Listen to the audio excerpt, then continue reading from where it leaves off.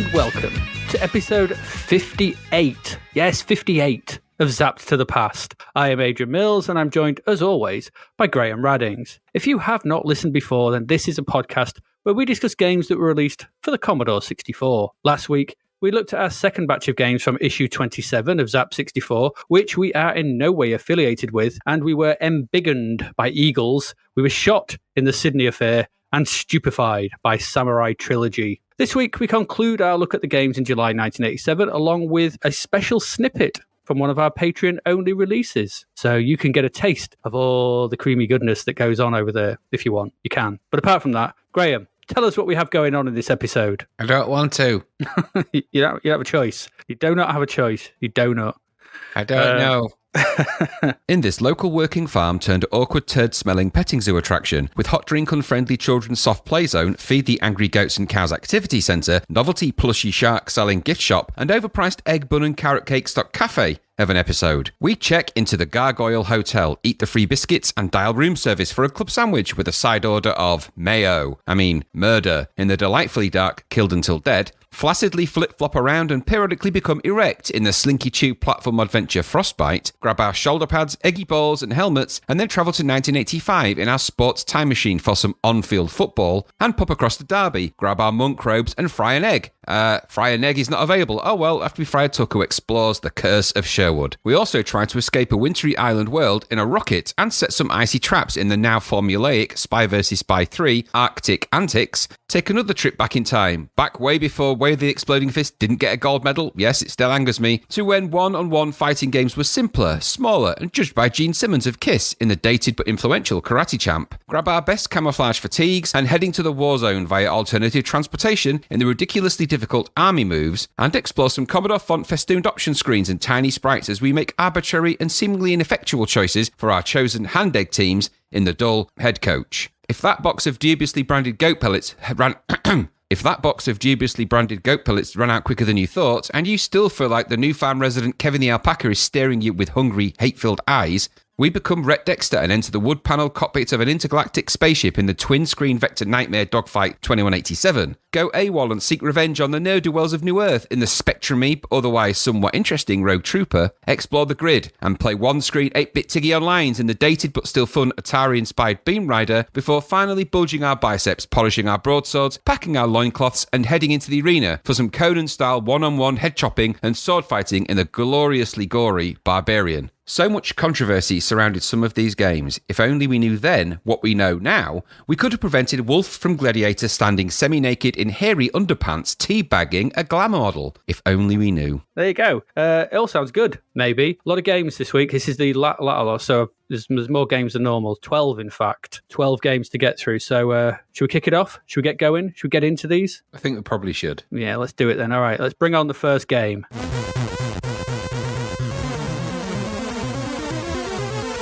And Graham, you can tell us all about what it's like to be killed until dead. This is a interesting game, actually. So I felt this is a bit of a homage to the 1976 Robert Moore comedy film Murder by Death. In fact, it owes a lot to Murder by Death. There's slight variations and differences in the plot, but the thematic is the same. So this is coded by Mary Lou O'Rourke. Graphics by Scott Fiander, Grant Campbell. Design is by Michael Bate and Rick Banks. And the music is by Paul Butler. That's published by Accolade, and you might recognize some of those Artec digital production individuals because they are the people that were behind Desert Fox, Ace of Aces, BC's Quest for Tires, and Grog's Revenge, and amongst others. So quite a nice little track record of design, graphics, and things that go along. Indeed, indeed. So the story of this game is as follows. The world's 5 greatest murder mystery writers are gathered at the Gargoyle Hotel to turn their fictional plot into a real-life murder and mayhem. As Hercule Holmes, which is obviously Hercule Poirot and Sherlock Holmes, but Hercule Holmes you are, the world's greatest detective, you face the ultimate challenge. You must discover the would-be murderer, victim, weapon, location, and motive before the killer commits the deadly deed. Can you meet the test? Can you uphold the family honor? Can you do the thing that you need to do in this? That is the game. So essentially 5 mystery writers gathered at the mansion.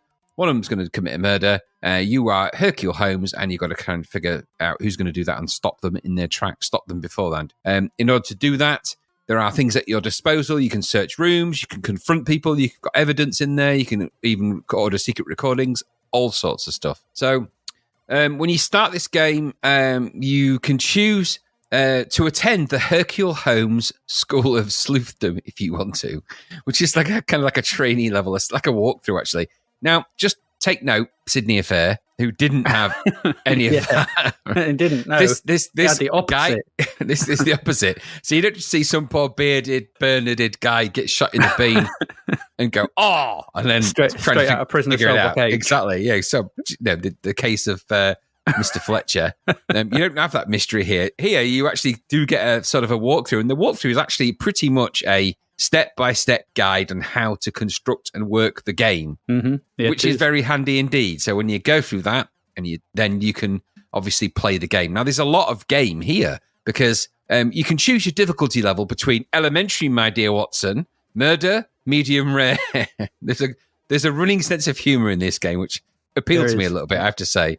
Cases for the cunning and super sleuth. There we are, difficulty levels. Each one of those difficulty levels has underneath it a series of murder mysteries that you can solve. So, for example, under one level, if you choose elementary, my dear Watson, you can choose from the cases of Weight Watchers, Mars Needs Women, Beaujolais or Bust, Hold the Mustard, Banana Follies, A Case for the Birds, Fast Food Fight. If you choose the murder medium rare, you get Publish or Perish, The Rat Trap, Blackmail, of Pooches and Pillows, Computer Chronicles. And then if you choose the cases for the cunning, the case of the mutilated moose. I'd like to see what that one's about. The mystery of the leaping fish, which has got to be something to do with Marillion. Paint by numbers, practical pastimes, a stitch in time. You get the idea. So there's a lot of murder mysteries to solve under each of the different difficulty levels. That's a really nice thing. There's a lot to go at. That gives you a sense that as you progress, there's more mysteries. And the mysteries do get a lot harder and a lot more difficult. The clues get more vague. The timings get more vague. We'll come to the mechanics of how that works. The murder mystery people, or should I say the suspects, really, I suppose, are Mike Stammer, Agatha Maypole, Lord Peter Flimsy, Claudia von Bulow, and Sydney Meanstreet. So those are your crime writers turned murderers in the great murder mystery conundrum that you have to figure out. So once you go through all those options, and if you've decided to go through the tutorial, as it were, you're presented essentially with your desk and your crime desk. This is where you can check your files, you can answer and make calls, you can check the surveillance. That includes breaking into rooms, monitoring suspects and setting recordings off at certain times. And of course, you can make notes and check your notes all the way through. This whole game is based around the idea of evidence gathering and gathering pieces of information and morsels of information which you piece together over time to formulate a response. You've actually got, I think, between the hours of 12 noon and I think 12 p.m. to figure out who's who. 12 noon and 12 p.m. are the same thing. Yeah. Sorry, 12. No, they're not 12. 12 noon and 12 a.m. So at least. So you have no time. noon to midnight. Yeah, exactly. To figure out who is the person that's responsible for all this. And what that basically boils down to is checking out the different rooms, checking out who's in what, listening to conversations, getting snippets, listening to what they're saying, challenging them, making phone calls, challenging them with evidence that you found, getting different responses, and gradually piecing together the jigsaw that is the murder mystery, which is actually quite a nice thing to do over time. It's quite cool. Part of this involves you sort of either you can check the surveillance cameras and essentially you're sort of monitoring certain locations. And sometimes there's people in those locations having conversations of which you'll grab notes. Sometimes there isn't. Sometimes you'll go to rooms and there's people in there. Sometimes you'll go to a room and you have to break in. If you've got to break into a room, you get asked some question trivia, essentially detective TV show trivia or detective trivia. And you enter the correct question and you'll enter the room and you can, get the clues. If you enter it incorrectly, you'll get a security guard that sort of steps in and pops up for 10 minutes so you can't actually go re-enter in the room. So it sort of blocks you from doing that. So there's a little bit of a punishment. And that is pertinent because, remember, you're on a time clock here and everything happens at certain times. So certain people are in certain rooms and locations having certain conversations at certain times. All of this is evidenced with the conversations and the things you pick up. Indeed. So the idea then is that you navigate this space between surveillance, between checking things, between gathering this evidence, and eventually, of course, you can confront or accuse, otherwise find out who did the whodunit mystery, and thus solve the various different mysteries that you can solve. And of course, as I've said, I think it must add up to about 20 23 or 25 or something of different levels and murder mysteries you can solve. I think there's 21. 21. Something like that. So the graphic interface for this is quite bold. It's nicely drawn. It's oddly, the desk is similar to the one that we saw in the Sydney affair, in that you have this desk and options. Only this one works and you can do stuff, whereas the Sydney affair, it was just like, clueless nonsense. There's a good sense of humour throughout of this. This isn't serious. This is tongue in cheek. The Sydney affair was deadly serious, which was hilarious when you think about the opening. But the Sydney affair, this is definitely not serious. This is tongue in cheek. The characters are kind of funny. They're quirky. The dialogue they come out with is it's kind of what you'd expect. It's a bit like one of those murder mystery events or evenings, if you've ever been to one. It's a little bit like that. So there's some sort of hammy acting going on, but it's all part of the fun. The characters are quite fun. They're well conceived. They're quite well rendered. The graphics are nicely presented and drawn. There's a good humour about the whole thing in general. Sounds good. It's kind of the music suits the game quite perfectly in the way that it's sort of this sleazy music when there needs to be, this kind of just fun music where there is. There's a lot of other games of accolades that have led into this, that have fed into this in the way that it kind of works. So there's a lot of Lore of the West about this in some of its sort of dialogue and its presentation and the way it sort of presents you with text options and different options. So I really, really liked it. And there's a lot of game here. There's a lot to get through. There's multiple routes through. There's multiple things to do. Yes, the crimes are prescriptive and things happen at certain times, but there's a nice niche feeling to setting timers to record at certain times, listening back to those, getting the evidence from that, gathering that in your notes, piecing together the crime and piecing together who done it from some of the really stupidly obvious clues compared to some of the vague ones. It all sort of adds into the atmosphere and the general feeling of the game. Everything works as it should. When you're on that desk, if you go to your phone, you can make calls, you can ring people. If you've got nothing to say, you better have something to say because they're going to ask you stupid questions. But you can navigate this. There's not a lot to navigate, but what there is pertinent to what you're trying to achieve. And that all really works. So I really like this. I had a good time playing this. There was lots of fun to be had. It was quirky. It was interesting. It got a good review in Zap, I think. I think Zap gave it something like, was it 88%? I don't know if that was 86% tape, 88% disc. I only played the disc version. I can imagine on tape this is a bit, I don't quite know how it would work. I don't get it because I suppose it is sequential in the way that it works in one way, but I don't know that it would work very well with lots of intermittent loading off tape. I don't know. I never did that. I never had that experience. I'd never played this before this, and I'd heard of it, but I'd never played it. So when I came to play this, I enjoyed it. There's a good sense of depth and challenge in here. There's plenty to go at. The graphics are good. Characters are funny. Dialogue's quirky enough to go. Everything works as it should, and you can get where you need to be and do what you need to do. It doesn't take a long time to learn, nor is it so vague that you can't figure out what the hell you've got to do. It's quite nice in that respect. So everything that was wrong with the Sydney affair is right here. And I quite liked that about it. So I had a good time with it. I suppose the question is, how do you, if you're going to do these kind of detective games, does this do everything correctly? Most things, yes. I think there's enough here to be able to keep you going for a while as well. So this is a good little accolade game, this, and it's quite interesting. And I think genuinely it is based on Murder by Death. Murder by Death, by the way, instead of it being 5 crime writers that come to a hotel, in that you've got 5 crime solvers, 5 famous detectives that come to a house to try and solve a crime that has yet to be committed. Oh, they're still authors. I think they are authors because he moans at them, doesn't he, about...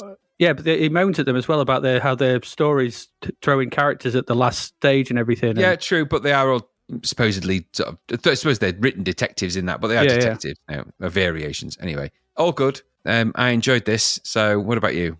Yeah, it's our 3rd detective game this month.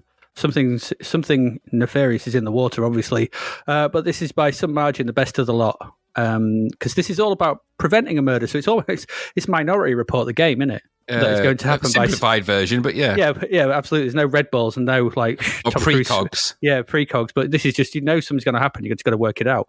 This is going to happen by as you said, spying a group of fictional detective novelists who have gathered at a hotel. 21 cases spread across 4 difficulty levels, as you said, and I thought very smart demo tutorial to watch through. It's really well thought out and it's well written as well. Good. It's well written that it sort of tells you they keep it in character, but telling you what's going to happen, what to do. I thought it was really nicely done.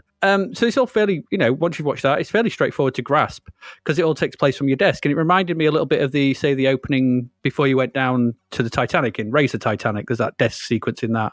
And games of that ilk where you're kind of playing from a point of view where you kind of, you're kind of trying to work out stuff that's happening elsewhere. Fourth Protocol as well, I suppose, would be another touch point for this. Yeah. So you can then read the files of the novelists from that point. You can break into their rooms yourself to hoover up juicy clues. You can monitor the rooms of the hotel in the hope of overhearing some nefarious gossip. And you can set up those tape recording devices for set times in case you're busy elsewhere. Once you've got all that, as you said, it's time to start confronting the detectives. And if you can spot their weakness, you got to sort of tell. You got to give tells, don't they? Sort of. You got to get the right answer to them before to sort of start them off and get them thinking.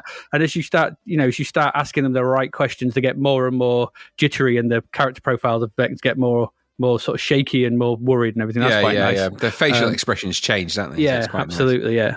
So, and that's really good, and it all works. As you said, the mysteries start off relatively easy to solve. In the first few, but they ramp up in difficulty, and there's a lot to like here. He's going to keep you going for a little while, getting all 21 and working out where to be and who to do and what the point is. I really like the visuals. I thought they were smart and effective.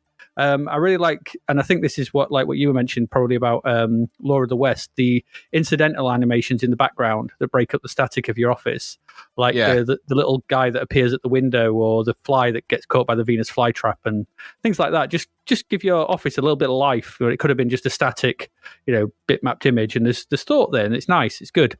The profiles, animations, they're all good. The sound effects and music, exactly as you said, appropriate to the subject matter and just work. It's not going to get best music of the year, but for what it's doing and what it is, it's perfect. It works very well. The writing is good and it's funny in places, which is always good. And it treads that fine line between humour and serious quite well, I thought. As we noted at the beginning, it's the polar opposite to the Sydney affair, which is, opaque and broken. Broken, opaque, and imperceptible, and you can't actually. There's no in that. This is a really easy in and guide you through it, and is really nice to play.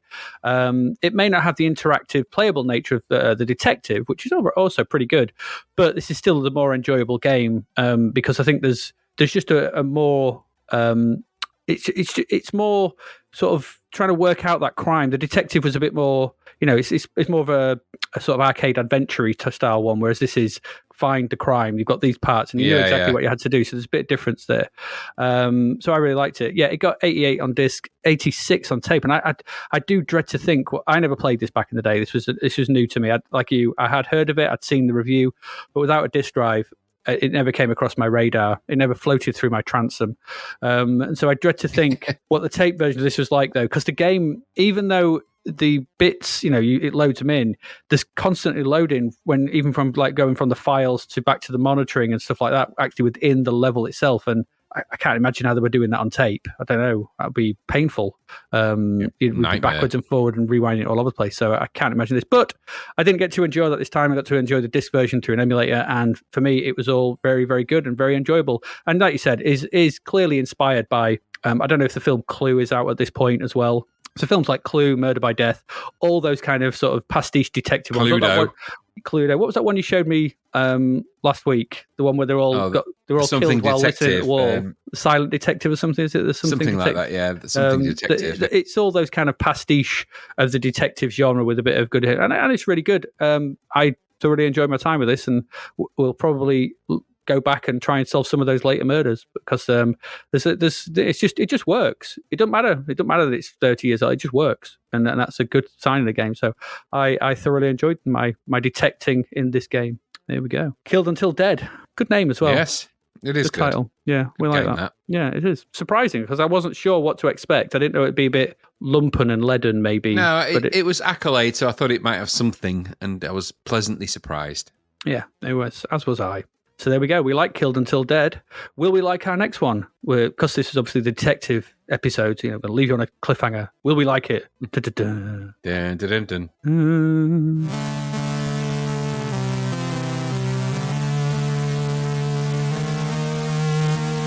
Because the next one is Frost Byte, and it's got 78%. I should have noticed it's microgen. I want to say this is microgen. I didn't can't remember. I should have noted it. Terrible podcasting. Anyway, we're having you for lunch. Okay. That is exactly what the evil monsters on planet Cosmica are saying to the Creasers, who are springy little worm critters. And to this end, they are rounding them up and imprisoning them deep in remote ice caverns, keeping them nice and chilled before it's time for some Creaser stew. But however, not all hope is lost, because you play Hickey the Creasy. What?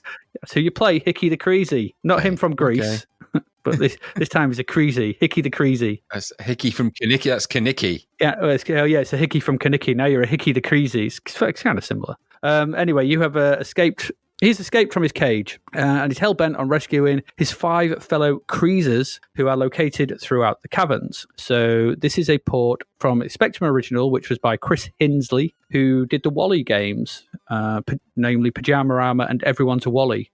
He did those. And this was converted by Nick Jones, who we last saw converting Equinox. And you can kind of tell this is a very similar graphic look, I thought. Yes.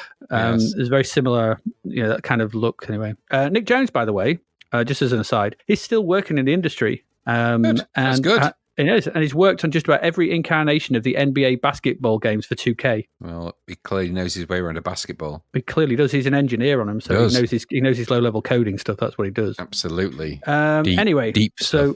So this is a flick screen medium res platformer where you control Hickey. Your basic controls, which are to walk left and right and jump. However, this is not so easy because you are a worm. So you kind of roll end over end instead of walking. And you can only jump straight up vertically, although once you're falling downwards, you can then move left or right as you fall. So it's quite hard to control. It's quite finicky at times. You can pick up some bullets near the beginning, and the way you pick up objects is you just pull down on the joystick and then down again to use them. Again, it's not so easy to use them, though, as Hickey can be in 2 states as he moves. He can be fully erect, yes, and pressing the fire button at this point shoots upwards. I had fun writing this bit. Of course it does. Or he can be slightly flaccid, having both ends touching the floor. And pressing and shooting now will fire in the direction you were last moving. So the way this worm animates sort of thing, you can stop the animation sort of thing. So he's just basically stuck upwards. And if you do that point and fire, he'll shoot directly upwards. If you continue the walk or stop it when at both ends, he'll stop. And then if you're moving to the left, you'll shoot to the left. There's a very, very funny YouTube walkthrough video of this where some guy is trying to play this and does nothing but swear because he can't work that out. He's like, wow, it's funny. Where am I? There are also other pickups. No, hang on a minute. Yeah, shooting now will find the direction that's moving. There are also other pickups in the form of suites that allow you to move faster, jump higher, or fall further without damage. But only one of these can be active at any one time. The caverns are littered with monsters and killer water droplets, and collision with any of these will take away one of Hickey's 5 lives. Lose all 5, and it is game over. You also lose if the timer runs out in the level before you rescue your wormy chum. So you've got 5 levels to get through, basically. Each has only got about, I think there's only like 8 or 9 screens in each one. So it's not a massive game, but it's tricky, put it that way. Is this game any good? It got 78% and fairly positive reviews, which they seem about right. I don't know. The visuals are pleasant enough, because they're very, very similar in style to what we saw in Equinox. The main sprite is really well animated. The worm, as he walks, as it rolls on with worm style, it's really nice animation on the worm. The sound is fine with a short twee bit of music on the title screen, and there's appropriate spot effects when necessary. Nothing's out of place. Everything works as it should. The game is, however, and this is the problem with it, is it's very prescriptive in how it wants you to get past the obstacles. And any deviance from this sees lives lost pretty quickly. The enemies also have an annoying habit of respawning on screen after a short while, meaning lives can be lost as they spawn right back on top of you, which is very annoying and quite frustrating. Because you might be sort of sat there waiting, trying to figure out a movement pattern of an alien. The one you just shot just reappears and you're dead. Like, oh, for God's sake. This is almost as much as a puzzle game as it is a platformer, as each obstacle has a kind of single solution, and usually this is signposted by the appropriate suite upgrade appearing just before it. So if there's fast-moving aliens that you've got to get under, you'll get a speed-up suite. If you've got a high ledge to bounce to, you'll find there's mattresses as well which you can bounce, which take you up, but you'll find the sort of jump higher suite. And so the only thing with this is, like I said, you can only hold one of these, and as soon as you have the other one, the previous power is gone. So So it's kind of prescriptive, but it never kind of locks you in. You kind of know what you've got to do. The only thing, I mean, sometimes you have to hold on to them before activating them, as you need the power you currently have to get past an obstacle. So you might have to jump higher, so there'll be a suite to move faster, but you've got to jump higher first, get past that monster, and then the next bit is where you've got to use the suite to go faster. So it works like that. So that's where you kind of got, that's the puzzly part of it. But the difficulty in the games comes from not from working out what to do. It comes from the rather odd and tricky control system. It's like the jump. Like the second level, the second screen has water droplets falling as soon as you walk on, and it does this in a few places. So as soon as you walk on, there's a water drop falling, but it's impossible to walk underneath it. You're just not fast enough. So the only way to get past it is you have to time your jump and then move to the right as it's falling. So you kind of go above it and underneath, and it doesn't feel. It feels annoying more than anything I found.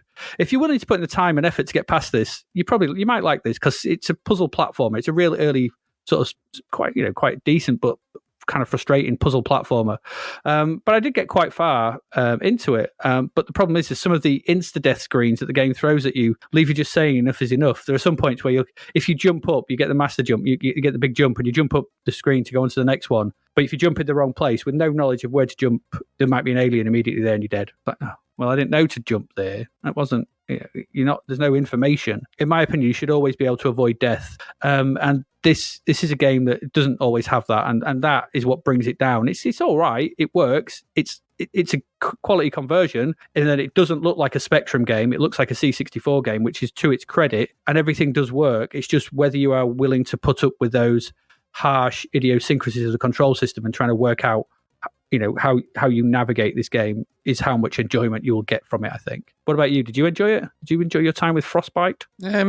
No, not really. For me, this was more of a familiar thing that we've seen a lot of this stuff. So it's a puzzle platformer. You've got the whole I'm a slinky worm creature thing, whatever that is. And okay, great. Graphics are kind of weird mixture of resolution here. So there's a mixture of medium res. They're just mixed. It's a mixture of res. Sound was okay. Typical of this kind of game. It's flip screen, so you got to navigate your way around. As you rightly point out, the main issue here is the mechanic of movement because it's odd. So you can jump, but you can only move marginally to the left or right when you do. You can shoot in certain directions, and I felt it was like a bit of a weird tubular version of Monty Mole. Or at least in that tradition of those games. And we've seen loads and loads of these kind of games. So this isn't unique or new. It's not doing anything particularly interesting or innovative. But all of that said, it does look okay. It's not terrible. If you can get to grips with the controls, then maybe there's something here for the mappers and the flip screen adventure nuts. And there's so many of these games out there that this is just another one.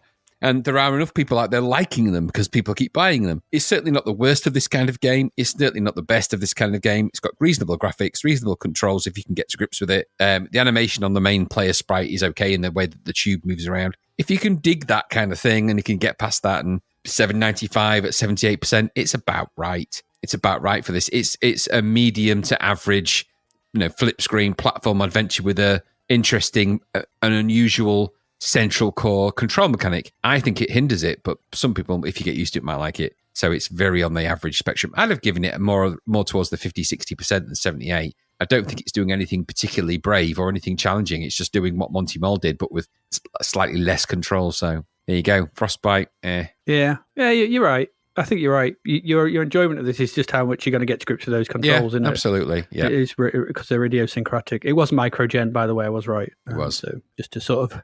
So you know it'll have a crap advert then? Well, it was just a close-up. I don't think I ever included it. It was just a close-up of like a frost giant who looked like he's made out of triangles. Yep, that sounds about right. Yeah, it was. There you go. So let's go. That's Frostbite, the second of our games. So let's move on. Maybe the next one will be more up our street.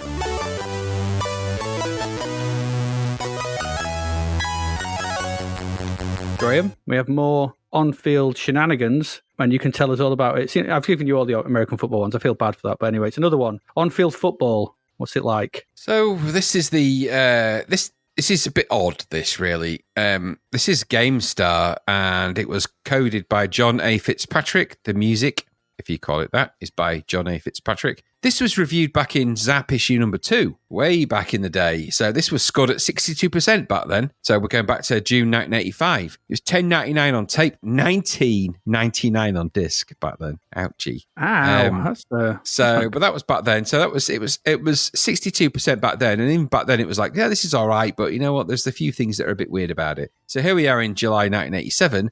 This is $1.99 now from Silverbird, Firebird. 34%. So what's changed? What's dropped its percentage by that amount in that time? Well, I think there's a number of factors we have to take into consideration, the least of which is the volume of players now in this field.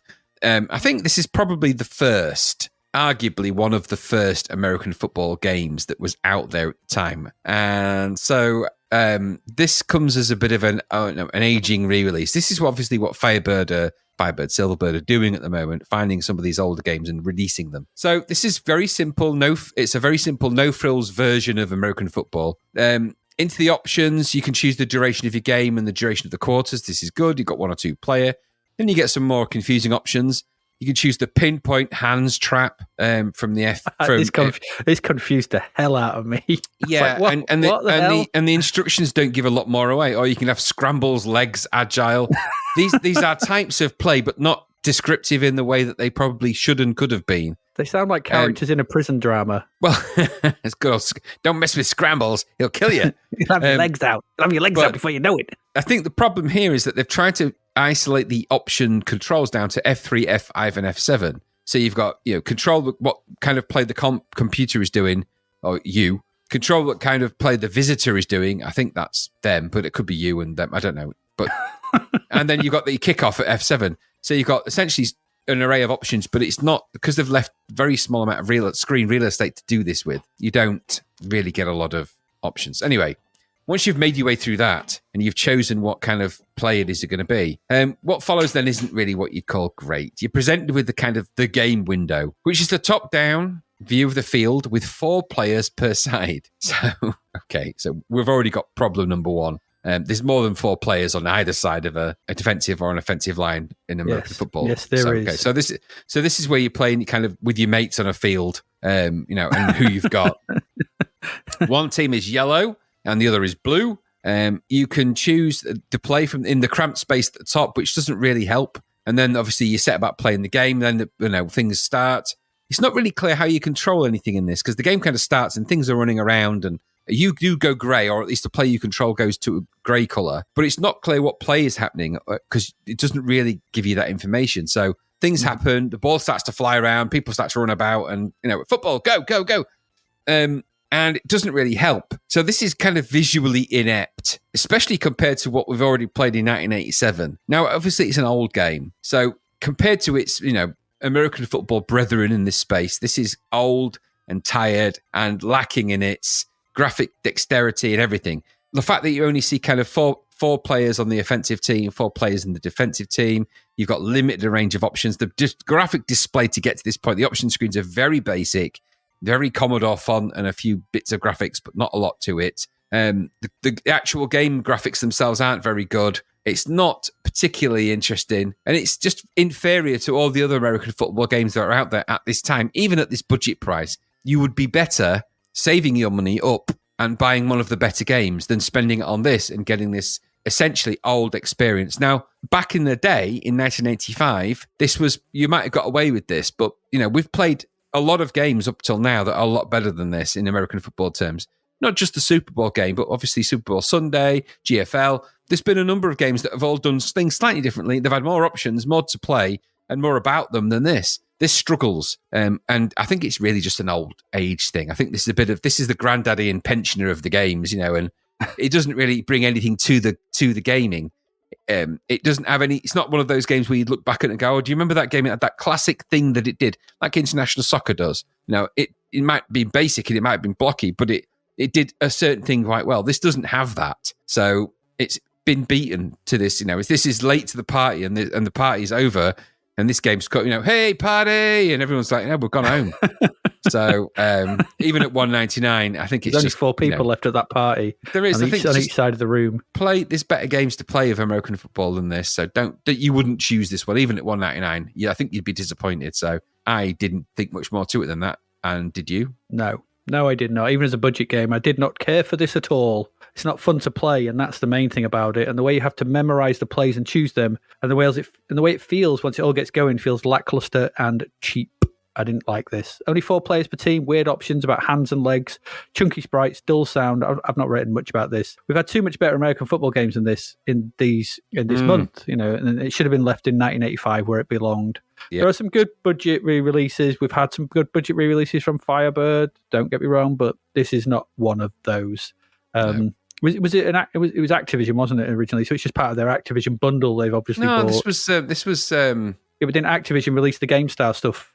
They may have done. I don't know. It's GameStar. They maybe yes. Did On-Court Tennis. Yeah, Activision. The Activision beyond. It's part of the pattern, I think. So it's part of all those Activision old ones they've bought. Not everything is a hit. We've had some good highs, but this is one of the lows, and it just doesn't play a good game of American football. That's its main crime. Yep. So no, not exactly. for me. If I'm going to play Hand Egg, I'm not going to play it this way. No, absolutely not. Yeah, I think your comment is right. This does feel like just you and a few of your mates down the park. Yeah, it's a bit of a, If they'd have called this, Park American Football or something, or Shirts as goalpost, kind of. Shirts as goalpost, yeah, or something like that, then it would have been all right. Yeah, I will say that this may not be the worst American football game we're going to play this episode. We'll see about that. But it might not be the worst. Who knows? It's just, again, the dated ones don't date well because the newer ones are good. So that's true. Well, just in detective style sort of thing, I'm just setting something up for later on that Chekhov's pistol, whatever it is, Chekhov's gun. I've just sent it up, so we've got to use that later on. Okay, fair enough. Yeah, there we go. On-field football. No, should have stayed in 1985. Really. Let's move on. Let's go along. We've got another one to come up now.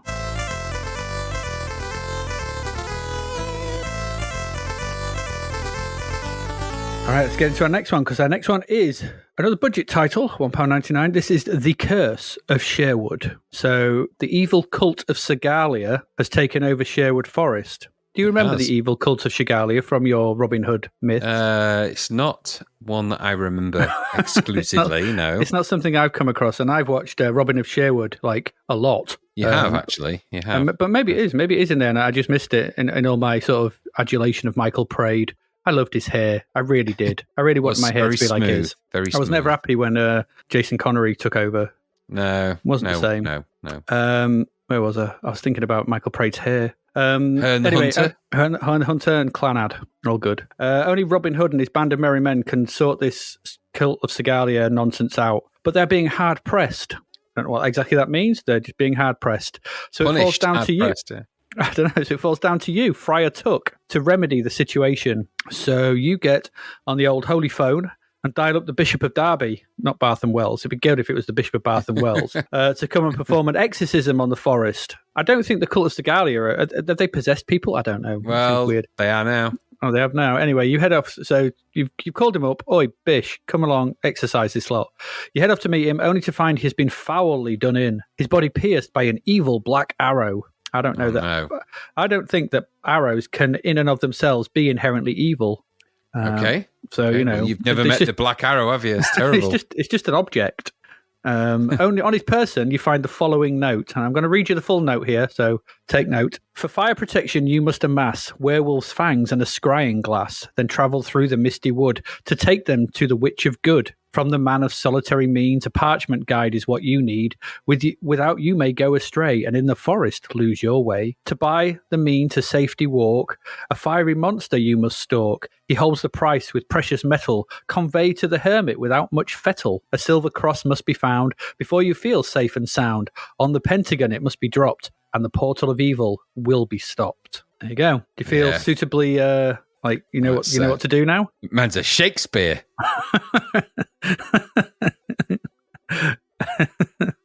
I'm going to stick my foot square up here, ass. So this is your guide for the game and the clues which you need to follow in order to rid the forest of the curse. So this is a Derek Brewster game.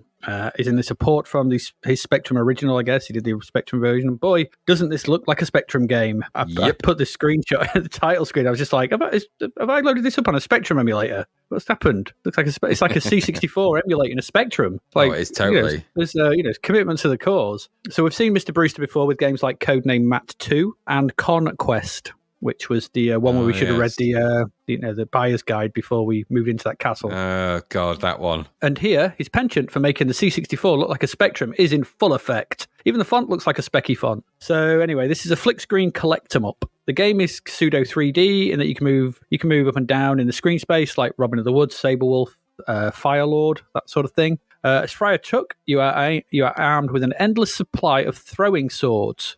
Just like all good monks. What was that other game we saw where you were throwing swords about? That crappy, fly platformy type one. It's like, who thinks of throwing swords? Anyway, you used to defeat the various enemies that beset you on the screens as you move through them. One nice touch to all this is that if you kill everything on the screen, then they do not respawn. I am all in favour of that, which is because it's a good thing. Yes, that is good. Some enemies will drop items which you pick up using the rhyme as your guide for what you need to solve what problem. So those things up there like finding, for fire protection, you must amass werewolf fangs and a scrying glass. You've got to find these things. There's a scrying glass and whatever the werewolf fangs are. So you go, So other times they drop weapons which you can pick up to replace your sword. So kind of Ghosts and Goblins style, I guess, where you pick up, the torch and stuff like that. You can go back so you can swap your weapons back and forth. That's also quite a nice touch. You drop yours and you pick up the other one. If you walk back over it, you swap them back again. So that's how it works. Because you can only carry one weapon at a time, and different weapons have different effects on different enemies. So some will kill them quickly, some will kill them slowly. That's the gist here. Kind of, I said Ghost and Goblins. You can only carry one weapon at a time. Okay. The visuals look like a Spectrum game with single color high-res sprites and backdrops. It looks like a Spectrum game. There's no two ways around it. This looks like a Spectrum game. And the sound effects, well, they're almost non-existent except for that little walking sound. That Very Spectrum. So many Spectrum games. That footstep sound they do. That's the one, yeah. There's a fair bit of slowdown, though, when you get more than a couple of enemies on the screen, and the game just resolves itself around shooting the enemies on a screen and moving on and trying not to lose your 4 lives, which, when all gone, spell game over. It's competent enough. Some of the puzzles are quite nice. Like, you have to use the frost wand to freeze the water to get to the dragon. So there's some bees. If you're firing across the water, you need the frost wand to sort of freeze it first. It's quite nice, all right. There really isn't a lot more to this than screen after screen of rather dull shooting. It's kind of weird. It looks like it's going to be like Robin of the Wood or Saberwolf, but it's actually just a screen-to-screen shoot-'em-up. Yeah. So you just basically move from screen to screen, and there'll be, if you move into the left of the screen, usually on the right, there'll be some enemies, or there'll be birds flying around, and you just got to shoot them all. Once they're dead, that's it. You move to the next screen. There might be some bees. You shoot them all. You can go into people's homes as well, which is weird. More of the time, I just felt like a bully wandering into people's homes and killing them. They weren't doing me any harm or anything. Half the homes don't even have anything in it, but I just wandered in and killed them. I felt a bit bad. So this game was, I felt a bit of guilt in this, really. So, guilty. It's like early Shadow of the Colossus, this, and I felt feeling guilty. And Pikmin. Sherwood Forest is going to be like a tomb by the time this game is over. and all I can ask is, was all the killing worth it? I'm not sure. I don't know. Left me with a sense of ennui and a sense of emptiness. I'm not sure it'll catch on. What about you, Graham? Did you enjoy your time wandering around the forest of Sherwood to relieve its curse? It's a bit of an odd thing, this game, wasn't it? It was Saberwolf meets Robin of the Wood meets Firelord, only nowhere near as good as any of those. It's got its influences on its sleeve heavily, but it isn't Robin of the Wood, is it? So, because it's not a Robin Hood game, honest Gov, this is nothing to do with Robin Hood. It's got lots of weirdly unrelated, non-IP threatening story arcs. So, Segalia and the evil cult, and nothing to do with. There's no Sheriff of Nottingham. There's none of that. Guy Gisborne, and all that. It's none of that stuff. Nope. It's got Friar Tuck in it because that's probably the only character that hasn't been leveraged in any of the other Robin Hood games to any extent. And you're on a mission from the Bishop of Derby, which is kind of near Nottingham, I suppose, but not of Nottingham. And so it's just what it is more flick screen, high-res shenanigans, which we've seen done better, done more, done in other ways with more flair. It's just kind of cheap, I suppose, if $1.99. But there's better flick screen adventures out there at this budget price. And it's also worth remembering at this point, I think to myself, it's worth saving for some of those games now. Now, there's this point, we reached this point when we talked about budget games as the alternative. So don't spend £10 on a game when you can spend $1.99 on a game. Now there's so many of these ubiquitously average to dull to not very good $1.99 games. Save your money for the better games, because there are some out there like this that are better. So if you like these kind of games, if you like high res, slow down, okay, it's a spectrum conversion, it shouts that as soon as you sort of start. If you like the kind of idea that you're going to be mapping this a la Saberwolf, interacting a la spectrum games of this type, and it is $1.99, so it's kind of the car boot nonsense of these kind of flick screen adventures, maybe there's something in it for you. 43% is about right for something like this. It's not terrible. It's just massively average, even for $1.99. There's better games out there. Go and save your money and go and get Robin of the Wood. So just save your money and get that. Because this is kind of not a good version of that. And Robin of the Wood does Robin of the Wood stuff better. Yes, it's more, but just say, don't spend $1.99 on this at 43%. Just save your money for a few weeks and get the better games.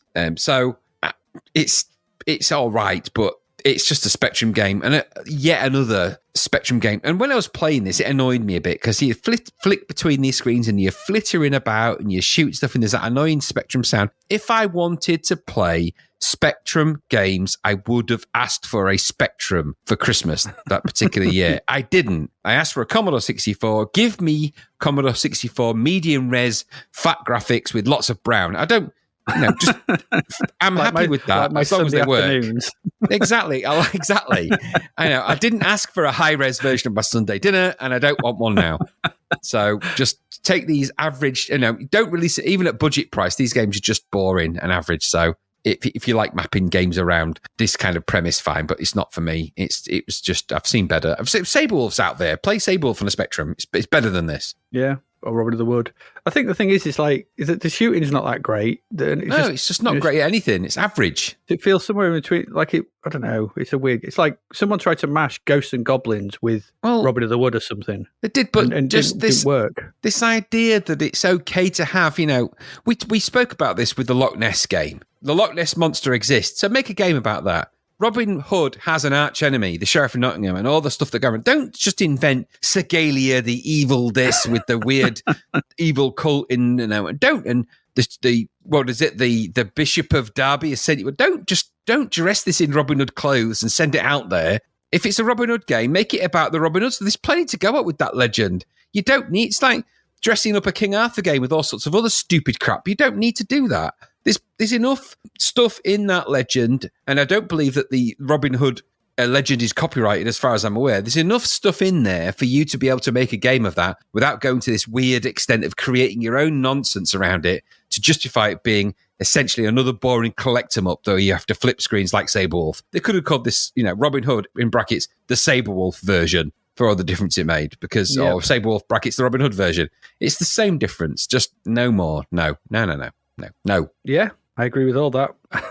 Good. We said a lot of a bloody stupid rhyme. I know. I don't like rhymes like that. If thee wants to find the sheep and all that kind of nonsense, this look. If you're going to write these kind of poems for these games, just look at the Ultimate games, because they're not great, but they're better than that. Yeah. Or if you really want to push the boat out a bit, go and read up on some Roald Dahl. Because Roald Dahl poems of this type are the best there is at this kind of thing. So go and read those. You want little poems about quirky character things and stuff to do, Roald Dahl does them better. You don't have to read Charlie and the Chocolate Factory to understand that. So just go and read a few of them and get the gist of what he's trying to do, and then do it. Don't just, if you need, Feckles 3, count the chins of a chin strap, and all that nonsense. It's just rubbish. I hate that kind of poetry. I hate it. You do. I know. So we should leave Sherwood Forest, I think. Let's go. Let's get out of here. Because it's a tomb. It's a tomb. Exactly. There's no one living left there, especially not the houses. I wanted to kill them all. Exactly. Kill them all. Murderous monk. I know. I was a murderous monk. Basically, I just transported from being the sheriff of my ghost town. I've now just left Sherwood Forest as a ghost town as well. I just go around killing loads of things. That's just me. That's it. That's the life of a friar. When would a friar tuck be lobbing swords about? I like the idea if there'd been a deep fried friar tuck, like a deep fryer tuck, like he's like real crispy and covered in batter. For some reason, that appeals to me. I don't know. He's just got really short, sharp edges on his face where the batter's just crispy. Is the seaside version. It's just come up out of the ocean covered in barnacles. Yeah. Friar Barnacle Tuck. Deep fryer tuck, yeah. There we go. That's the Curse of Sherwood. Make of that what you want. Piece that together. Yeah, absolutely. I don't think we like it. Let's move along quickly into another game, which I'm sure I'm going to love.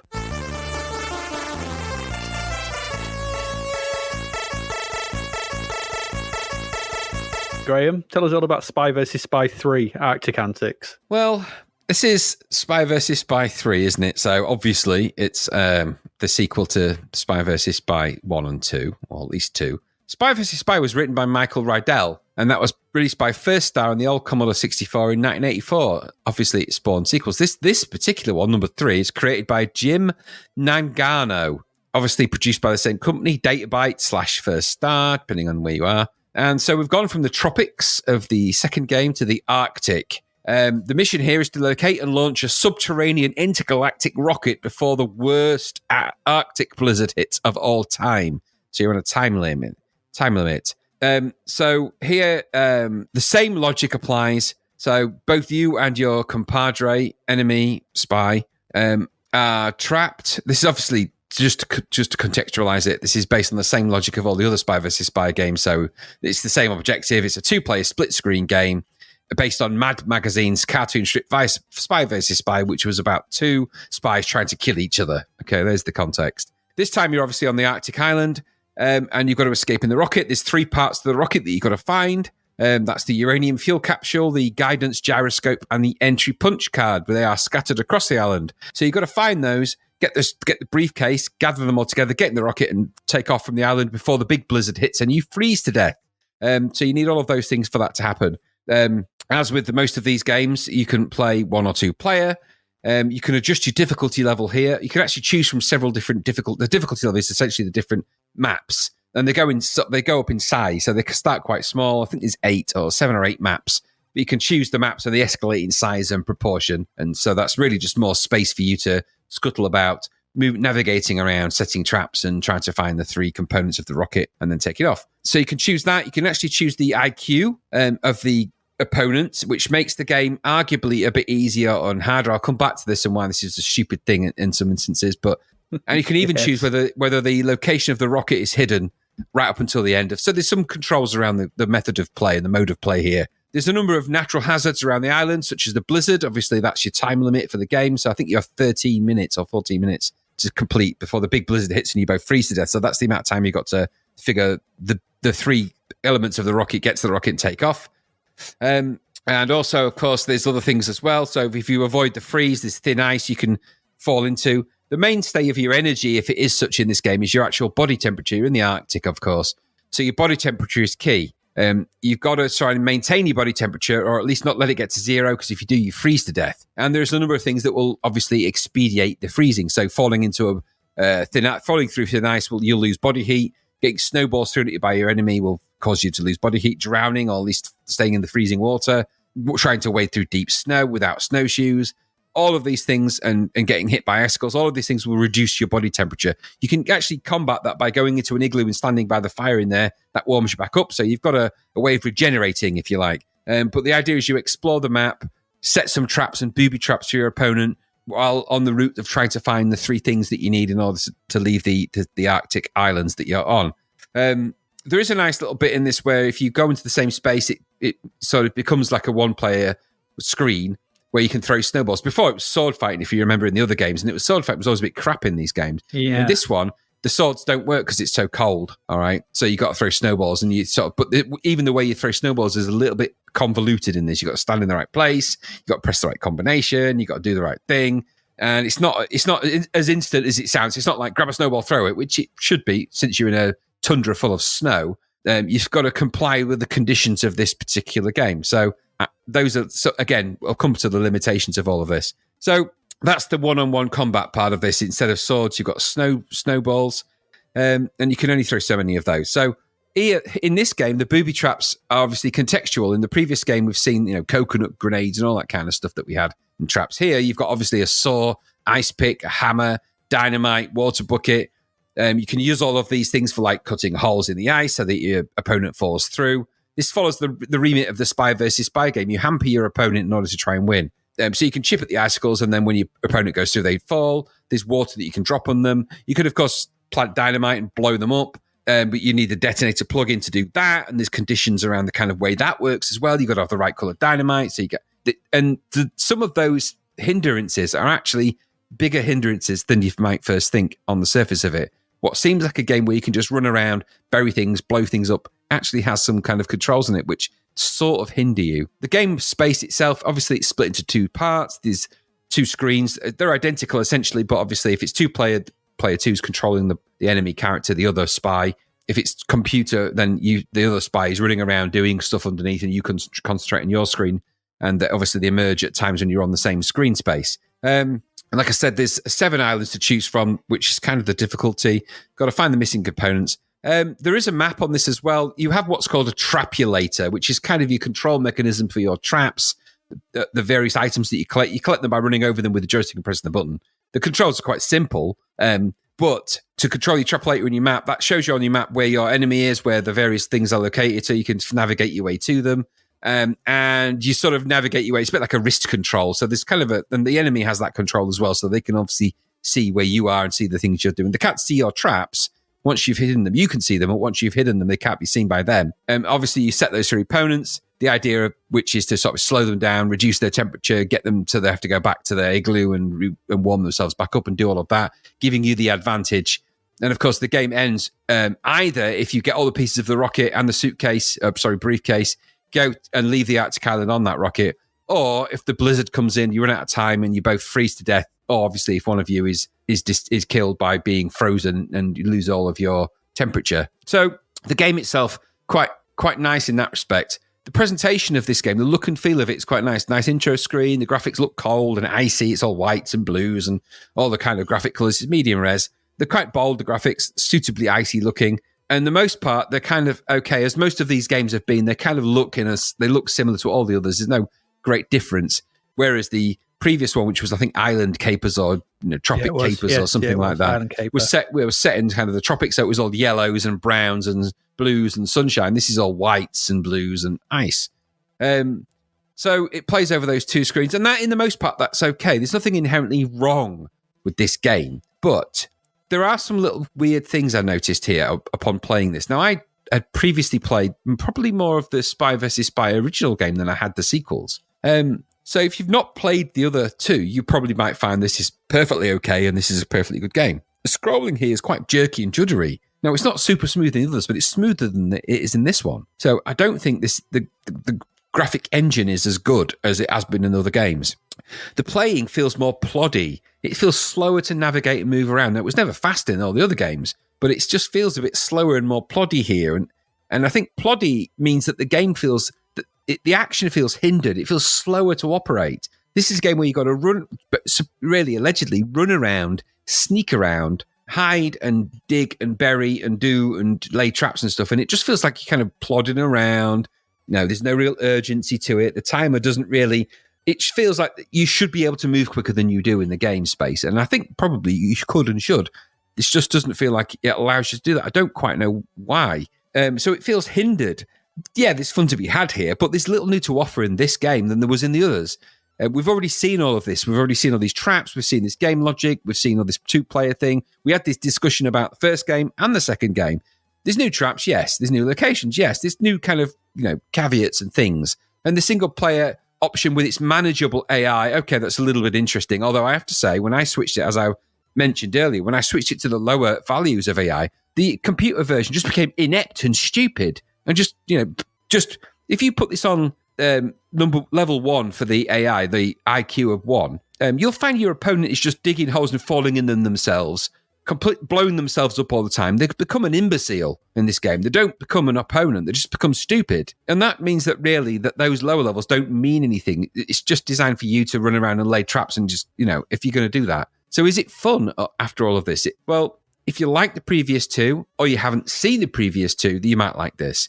If you have seen the previous two, it might be that you want to play more of it because you quite like it. We've always said these are good two-player games for a while, but they don't have the longevity of something for me. And I think what it's starting to show now is that this concept is tired. There's nothing new to offer here. You can change the graphics, you can change the look and feel, change the color scheme, and the rationale all you want. But underneath all of that, this is a one-on-one play game where the novelty of laying traps on your opponent it will wear off eventually. It's got 75% in Zap. It's a tad higher than I would have given it. I think this easily sits in the 60-odd%, kind of average. There's nothing new here. There's nothing innovations. There's nothing fabulous. It's okay to look at, but it's slower than the others. It's maybe one for the collectors only. It's all right, isn't it? Spy versus Spy if you've got 2 players. But I didn't give it a lot more time than that. About you? Yeah, I loved it. No, I went into this trying to keep an open mind. After our Spy versus Spy 2 revelation, where I sort of, was able to sleep again, I came to this and I was like, oh, God. All right. Just keep an open mind. It's the third one. They might have done some new stuff. There might be some interesting stuff. It's Arctic Antics. Okay, I like snow. No, after a couple of goes, I came back to the same conclusion. I don't like them. I just don't like these games. And nothing's got, like you don't like certain types of games. You can't get past that. And I just don't like Spy versus Spy games. I find them annoying, all for the same reasons I spoke about when we did Spy vs. Spy 2. I just don't get them. The joke is thin and it doesn't work. And it's just, the humor is, there's supposed to be this humorous thing and the traps are funny, but it's like, I just don't like the way it feels to play. I find it finicky and tricky and awkward to do anything. In absolute counterpoint to you, I could never seem to do anything. I found the AI was absolutely foolproof. When I put it on 1, it just ran about, picked up all the objects and blasted off. I was like, oh, okay. So weird sort of thing. Whether I had it on the wrong one or setting, I don't know. But either way, it was just, there's no way I was actually going to do anything because there's no way you need time to explore and find and do stuff and check stuff out sort of thing. But when the computer knows exactly where to go, A, B, C, done. Like, well, what's the point here? Because I've got no ability to combat that because I don't know where anything is. There's no fun to be had in single player, maybe in 2-player. Yeah, but if you're both as inept as I was, then you might get some fun in this. If we never have another Spy vs. Spy game, it'll be too soon as far as I'm concerned. And I've tried we try and be objective with these things, but there are some games that I've just come to find that they're just not for me. And so I think, as you have rightly pointed out, they're well programmed. Although, yeah, I thought it was ploddy as well. I thought it was slow, and I thought the scrolling was quite jerky. So I don't think it was quite as smooth as Island Caper. So I get all that. So I get all those trappings, but I have to be honest here, and no. So they're just not for me. 75% probably, way too from me, way too high. But I can see why it got that, because I think in 2-player there's a playable game here, and there's probably fun. But I have to be honest, I'm never going to click with these games. I never did when I was a kid. I'm never going to. That's just me, and I sleep like a baby at night. Yeah, that's fair. Yeah. Not a lot else to say, really. I don't. I gave this due because I thought I can't give this a fair review, and I thought I can't, and I can't. It's just some things I just, as a reviews editor, if I was going to, I'd never give this to me. Like I said, this is just, it's more of the same with different colours.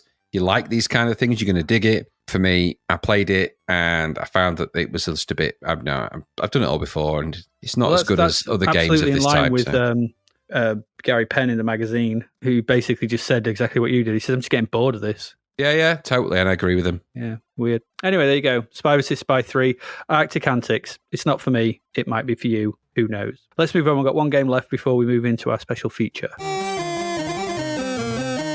And that game is a budget title. Now, weirdly enough, this is almost like a double review because it's in this issue twice. It's on 2 releases. This is Karate Champ, and this is the £2.99 version released by Americana. But if you bought Tag Team Wrestling, you got it on the B-side. Weird. Strange goings on in 1987. Anyway, go play International Karate at this point, or Way the Exploding Fist. Yeah, please. As there's little reason to come back to this original, even for £3. But anyway, we have to review it, so because that's our remit. So this is a budget release of the 1985 Data East conversion of the seminal arcade game Karate Champ. And I guess you have to doff your cap to this for the reason that this is probably the granddaddy of one-on-one fighting games. We'll come to this conversion in a minute. Let's just talk about Karate Champ as a whole. So this was originally released in the arcades in 1984 under the name Karate Do, which means the way of the empty hand. And it was developed by Technos Japan and released by Data East. There was a second version released later in 1984 called Karate Champ, Player versus Player. In Japan, that was called Taisen Karate Do, Bishoujo Seishun Hen, which I'm sorry about that, but that means that the competitive way of the empty hand, Pretty Maiden Edition. Okay. There you go. And that version is the version that was released internationally. So the original Karate Champ, the single player mode, was never released internationally. It was just that 2-player version. That's what came out over here. That's what came out in America. Okay. It was weird. It was in the arcade. It's controlled by dual joysticks. So you had 2 joysticks to move, jump, and stuff like that, and one to do all the punches and stuff. So that's how it was controlled. And this was a massive hit in the US, and it was the highest grossing arcade game of 1985 in the US. So it shows you what a big deal this was. So, and this 2-player version is the version that would go on to inform all the home computer ports, of which this is one. And the C64 version was converted by Berkeley Softwork. And they'd also done the previous port of Kung Fu Master. So there you go. So they've done that. So as ports go, it's okay. It's not bad, but it has problems. It loses a lot of fluidity of the arcade original, and the collision detection is pretty woeful. I don't know if you found the same thing, but I punished them so many times. I kicked their feet, nothing. I mean, literally, I was kicking their feet. Our feet were touching, nothing. And I stood up and he just breathed on me and I was down. I was like, oh, God's sake, in the 1-player mode. So this is your standard one. If you've played International Karate or you played Way of the Exploding Fist, this is what they are based on. So you've got a red fighter, a fighter in red and a fighter in white. And they square off against each other in front of a, what do you call the Gene Simmons lookalike character who noted? Referee, yeah. You square off in front of a referee, and essentially it's first to 2 full points wins. A minor hit will get you half a point, and it's first 2 points wins. After every hit, you sort of restart, and at the end of whoever wins 2 points, one looks unhappy, one looks very happy, and then you move to a new location, so the background changes and so on and so forth. Repeat until you've gone through. It's you can see where International Karate and Where the Exploding Fist came from. They're basically this. There's no argument around this. This was the inspiration for those games, and so that's fine because this is recognized as one of the most influential video games. Like we said about Nemesis a few episodes back, this is another one of those because it is literally the start of the one-on-one, 2D side-on fighting game. You will see this down the line if you think about games like Mortal Kombat, if you think about games like Street Fighter, if you think about games like Injustice, or anything, even into 3D like Tekken and Virtua Fighter, all those kind of things, they all spawn back from this, really. So this is kind of seen as the flag in the sand. This is where one-on-one fighting games became a thing. The US obviously loved it, and that then started the boom for these kind of things. And you would see loads more of this kind of one-on-one fighting games that were, karate-based or fighting-based, that kind of stuff. And it all came from this. And so in that respect, it's a very important game. So it's an interesting curio at this point, really, but little more, because we're two years down the line. And for this conversion, it's been bettered by other games. And so, one is, and another one, which is actually coming up later in this episode, not to spoil anything, but as a port, it's little more than functional. I had a look at the arcade version, and it's way more, it's got loads more razzmatazz and there's stuff going on, and there's crowd in the background cheering, and these fighters are much more fluid and well animated. It's way better. This is really stodgy and a bit dry and lacks all the panache and bump and oomph of the thing, and it's slow and dull and a bit there. It's not terrible. It does work by the collision detection, but if you're on a budget and you wanted some fighting, kind of what you said a minute ago, save up your money, because International Karate was only £6.50. So essentially for 2 of these, but you could have International Karate. And let's not beat around the bush here. International Karate knocks this into a cocked hat. It is far, far better.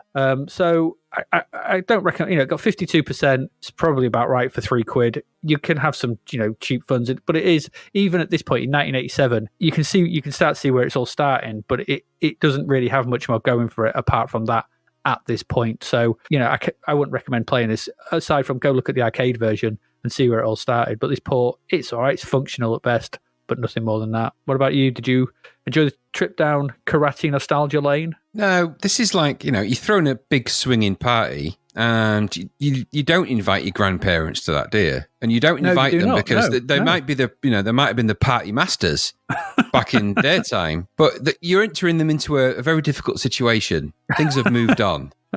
The Charlestons aren't going to cut it necessarily with the modern funky disco, which I know that, pervade most of your parties. Absolutely. This metaphor is not where I expected this to go. So, no. I wouldn't. You can't say this game's crap, because it's not. It's not a crap game, because it's just the beginnings of a game genre. And okay, I'll take it at face value for that. Thank you very much for the inspiration, for the the idea, the one-on-one fighting. I get all of that. This conversion's terrible, though. It's not a good conversion of that. No. And that's odd because there are, Way the Exploding Fist and IK are both better conversions of that. So this is poor in that respect, and even for $2.99. It's just not any fun, and it's inferior to those. And for only a few quid more, as you rightly point out, you can get international karate anyway. So unless you like the novelty of being judged in your karate efforts by Gene Simmons, there's no real reason to have this game. You're not going to get anything from it. I get that it's old. I get that it's the granddaddy or grandmother or whatever of the genre. But this is late to the party, and this party is not they're not welcome at this party. They shouldn't have come to this party. It's okay being the precursor for all this stuff, but don't turn up to the modern versions because you're just going to look stupid. And it does. It's made what should have been a game heralded for its greatness look crap in the face of games that did it better. And that's not the way you want to remember things. You don't want to remember the legacy of things by them being crap. You want them to remember them for being the things that they were. So this is just too late to this party. So save your money. Don't buy this. Save up the extra £3 or £4. Go and get International Karate and see how Karate Champ has progressed in that time and what versions can be done on other hardware, because this is just stupid. And the actual game itself, apart from anything else, is crap in this version. The arcade's different to this. So this is just a naff conversion, even for cheap or free or whatever you would call it on the back of the other game. Avoid. What a shame, though, that the legacy is being given a massive, massive punch to the knackers in this way.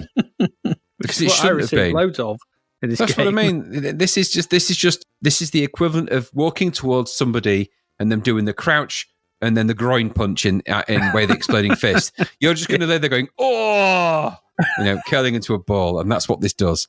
And that's what I thought of it. If I want to be punched in the groin, I'll play this. So I'd rather play other games that do it better. Yeah, absolutely. It's just it's nothing more than an interesting curio at this point, is it? It is. And every other version of everything else is better than this. Everything. Even the Acorn Electron version of Way the Exploding Fist is better than this version of Karate Champ. Probably. So it is. Yeah, probably. I've not. I don't think I've looked at the Acorn Electron version. Was there an Acorn Electron version of Way the Exploding Fist? I don't know. I've never played it. I have played it, and it was not. It wasn't great. It wasn't a great version of of Way the Exploding Fist, but it's better than Karate Champ on the C64 by miles. So fair enough. Yeah, just go play IK Plus. IK. Yes. Or IK Plus. Do that. But it's Karate Do. This is called Karate Do. This does not. Way of the Empty Hand, which is what you feel like. Karate Chimp would have been better. You would feel like Way of the Empty Hand if you purchased this, because you would have nothing in your hand. You'd have nothing in your hand but a bad feeling. So. That's Kurt Milhouse. Kurt went out and said, "Can I borrow a feeling? Can I borrow a feeling?" That's what he would feel like. That's what he felt like after he bought Karate Champ.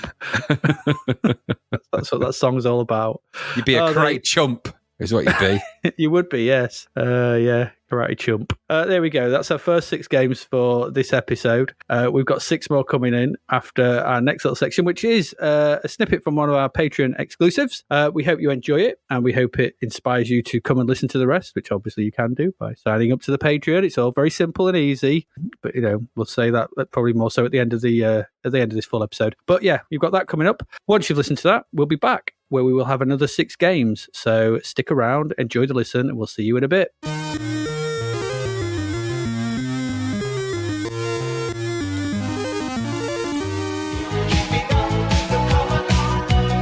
Hearty meat pies to our amazing sponsor, DavidHearnWriter.com, where you will find bargain books, ebooks, audiobooks, and more. I think we should listen to a sample from his brand new book, Escape from the Commodore 64. Let's go. On this screen, you'll see the approaching target, city, whatever. Not even I know what to call it. I just know we need to take out as many of the bad guys as possible. More baddies destroyed equals more money and keys for us.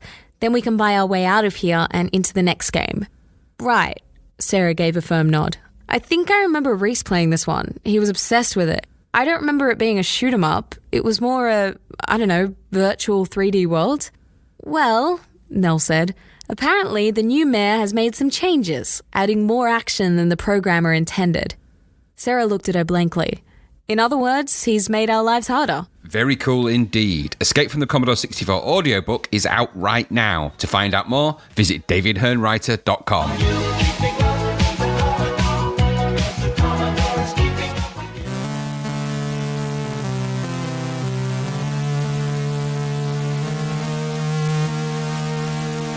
Mr. Hearn also asked us what are our favourite games outside the C64. It's a big question, that. It's a very big question. I'll keep it short. Yeah, you go first. Yeah, you go first because I need time to think. Well, I always had a sort of a holy triumvirate of games that came out around 2000 to 2004, and that was Halo, Metroid Prime, and Resident Evil 4. So there's many reasons why I love those three games, but they were sort of really seminal games for me in when 3D became a viable option. There was the PS1 viable D and stuff. Yeah, viable D. But there's things like Ocarina of Time and things like that. But there's something about the timing of those three games when I was, I just had time to play them and immerse myself in them. And they're just brilliant games. Since then, a fourth one has emerged that has been added into that to make it a square rather than a triangle. And that game is Bloodborne. Which is incredible. Which there's something about playing a game about a horrible society breaking down to a horrible blood disease during a pandemic that sort of speaks to something. But during the pandemic itself, I put about overall the saves. I think I put about 400 hours into Bloodborne. Wow. I played it through multiple times, multiple different things. Nothing grabbed me, and nothing has grabbed me, and I still go back to it. It's just an amazing game. So. Yeah, Halo, Metroid Prime, Resident Evil 4, and Bloodborne. There you go. That's my top four. Nothing 16-bit or anything like that, or in between. Well, this is the thing. I mean, I never had SNES, never had a Mega Drive, and the only games I really played on the Amiga back then, nothing really grabbed me in a sense of like these games did. So no, it would be. I mean, I could probably Metal Gear Solid would sit in there. The first one, and Metal Gear Solid 3 as well. So some of those would be in there as well. There's some Dreamcast games that I really love as well. But I think if you're going to just, like I said, I could talk for ages, as you well know. So I'm not going to. I'm just going to go, there you go, that's mine. What about yours? I've been out of the room 7 times and an hour's gone by. No, I'm joking. Now this is difficult, isn't it? Because it's easy. I had a big gap. I had a huge gap in game playing. So I had 2 gaps, actually. The first gap was because I became quite a big trader of demos and games. And when you do that and you have a lot of contacts across the world, which I did, both on the C64 and the Amiga, less so after that. In fact, not after that. But up to that point, I was getting a lot of games and getting a lot of demos and stuff, and you just kind of become very blasé to them. So outside of the C64, my absolute favourite Amiga games are the Monkey Island games. I think they're just brilliant. They're just on the Amiga, it's a brilliant game, all of them, including the Chuck's Revenge. And I don't know if the third one ever came out on the Amiga. If it did, it did. I only really go by the ones I had or the originals of, and it's very rare I bought games on the Amiga, but I did buy those. And also, I actually really liked the Alien Breed series of games on the Amiga. Not the later ones, the initial one. And it's actually because, if you think about it, I didn't even realise, and we didn't say it at the time, but when we was playing Into the Eagle's Nest on the C64, it's a lot like Alien Breed. Yeah, in terms of the way it looks. Yes. And that sort of thing does appeal to me. And of course, so it's a good mixture of aliens crossed with Gauntlet. That's Amiga. Then I didn't own a Mega Drive or a SNES. I vicariously enjoyed those through friends that had them. And I have to say that there weren't that many games that really made me go, wow. They all kind of looked the same. That said, when the Mega CD arrived, and my friend got a Mega CD, that was slightly different because both Solfeis, which is, I think that's how you say it, but I think it was a remake of Soldice, which I think is how you say it, which is a Mega Drive game. I don't know if they're arcade games or whatever the heritage was. So that's a side-scrolling shoot-'em-up. But the music on the Solfeis Mega CD was the actual music. It must be an arcade conversion, I think. And it had this amazing music. I love the music to this day. In fact, I even bought a second-hand Mega CD version, which I've still got somewhere on the shelf. Not because I own a Mega CD, which I don't, but because the actual music on it, you could play in an ordinary CD player. So I really like those. And of course, the Streets of Rage / Final Fight games on the Mega Drive were brilliant. Really, and I still love those kind of games. In fact, I've recently bought the side-scrolling book. It was not a side-scrolling book. It's a book about side-scrolling games. and fighting game stuff. And I absolutely loved those kind of games. And Streets of Rage and Final Fight are kind of one game, really. There's the same thing with slight variations of character. I think one has a baddie called Blade, and the other one has one called Knife or Bread or something stupid. Really bizarre names, but that's the part of the appeal. And that led me on to sort of lots of side-scrolling stuff. The SNES and the Mega Drive, and there's a whole crux of stuff that I kind of avoided and just didn't really get into. I never really liked Sonic that much. Didn't really like any of those platformers that much. Never got into them. Had mates that were. Just every now and again I'd dip in, and we had weird mates that had real weird batches of consoles and things. So we actually got to play a really wide variety of games on different platforms that perhaps not everyone would have had access to, like this Philips CDI. And my friend had this weird disk drive thing that you could plug into your Nintendo, your SNES, and that meant that you could sort of load games in off disk. I don't even know what that's even called. But anyway, I had one of those. So, but favourite games, well, there's a huge gap, and then I sort of dipped back into PC gaming when I had a brief flirtation with some of the first-person shooters around the Duke Nukem era and around that time, and Command & Conquer is a firm favourite of mine at that time. I think it's around that time. And again, that's another PC game that I bought the original of. Then there's another big gap. And then I go back into the sort of more modern ones. And for me, really...